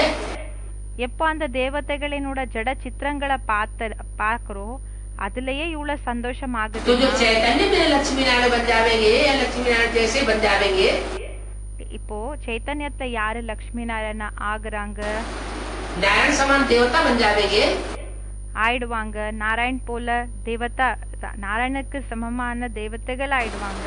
उनको देखने से कितनी खुशी होगी। அவங்கள பார்த்தா எவ்வளவு சந்தோஷமாகும். राधा कृष्ण ராதா கிருஷ்ணர் अथवा राम सीता को देख करके इतनी खुशी नहीं होती है, இல்லன்னா ராம சீதாவை பார்த்து அந்த அளவுக்கு खुशी ஆகிறது இல்ல. लेकिन लक्ष्मी नारायण को देख करके बहुत खुशी होती है। ஆனா லக்ஷ்மி நாராயணனை பார்த்தா ரொம்ப खुशी ஆகுது. क्यों? ஏன் அப்படி? क्यों इतनी खुशी होती है? ஏன் இந்த அளவுக்கு खुशी ஆகுது? हैं? क्योंकि लक्ष्मी नारायण में कोई डिफेक्ट नहीं रहता। ஏன்னா லக்ஷ்மி நாராயணனுக்குள்ள எந்த விதமான டிஃபெக்ட் இருக்காது, குறை என்றது இருக்காது. और दूसरे दूसरे जो देवताएं हैं उनमें कुछ न कुछ डिफेक्ट होता है। மத்த தேவதைகள் அவங்களுக்குள்ள கொஞ்சம் நஞ்ச டிஃபெக்ட் இருக்கும்னு சொல்றாங்க, குறைகள் இருக்கும். राम सीता वाली आत्माएं ராம் சீதா வாலி ஆத்மாக்கள் पूर्व जन्म में फेल हो गई, பூர்வ ஜென்மத்துல ஃபெயில் ஆயிட்டாங்க. तो अभी उनमें कुछ न कुछ डिफेक्ट जरूर होगा। இப்போ அவங்களுக்குள்ள கொஞ்சம் நஞ்ச டிஃபெக்ட்ஸ் என்றது இருக்கும், குறைகள் இருக்கும்.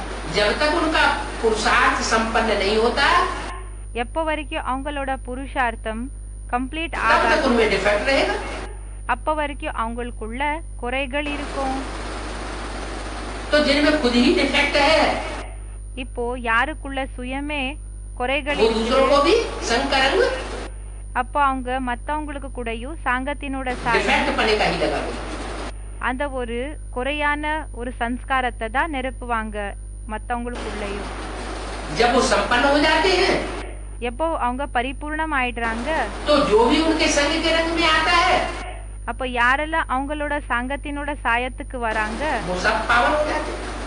அவங்க எல்லாருமே பாவனம் ஆயிடுறாங்க. इसलिए पारसनाथ का भी गाएंगे।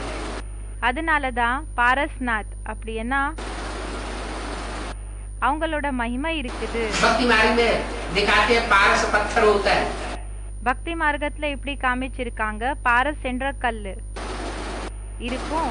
वो पारस पत्थर जिस जहाँ कहीं लोहे को छू दिया जाए, அந்த பாரஸ் கல்லுன்னா அந்த தங்க போல இருக்கிற கல் இருக்கும்.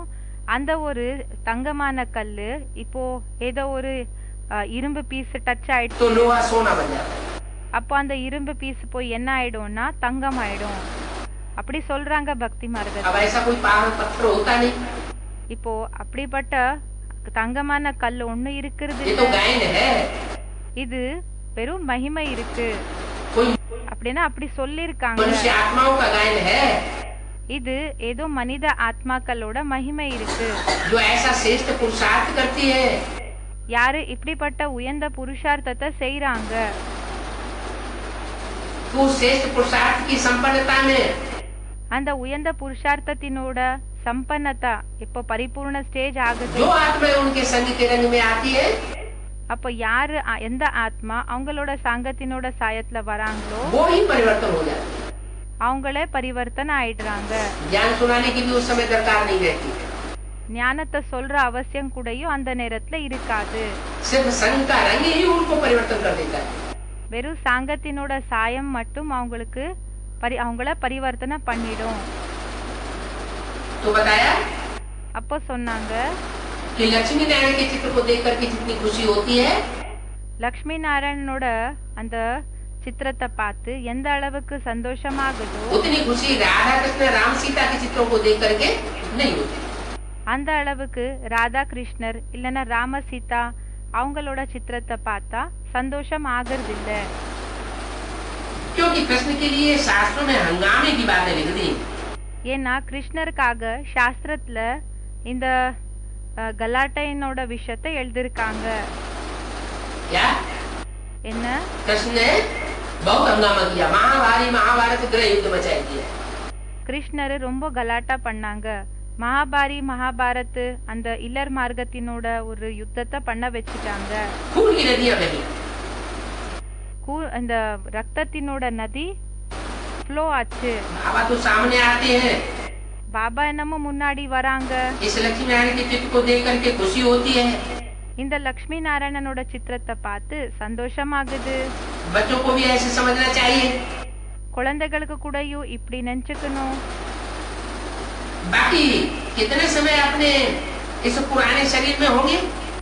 மற்றபடி எவ்வளவு நேரம் அவங்களோட பழைய சரீரத்துல இருப்பாங்க. फिर जाकर के प्रिंस बनेंगे. பிறகு போய் பிரின்ஸ் ஆகுவாங்க. ये एम ऑब्जेक्ट है ना? இது ஏம் ஆப்ஜெக்ட் ஆயிருக்குது இல்லையா? ये भी सिर्फ तुम जानते हो. இத பத்தியும் வெறும் உங்களுக்கு தான் खुशी தெரியும். में कितना मत गदगद होना चाहिए. குஷில எப்படின்னா கத்கத் ஹோனானா ரொம்ப எக்ஸ்ட்ரீமான குஷி ஆகணும். ரொம்ப உயர்ந்த லெவல்ல இருக்கிற அந்த சந்தோஷம் ஆகணும்.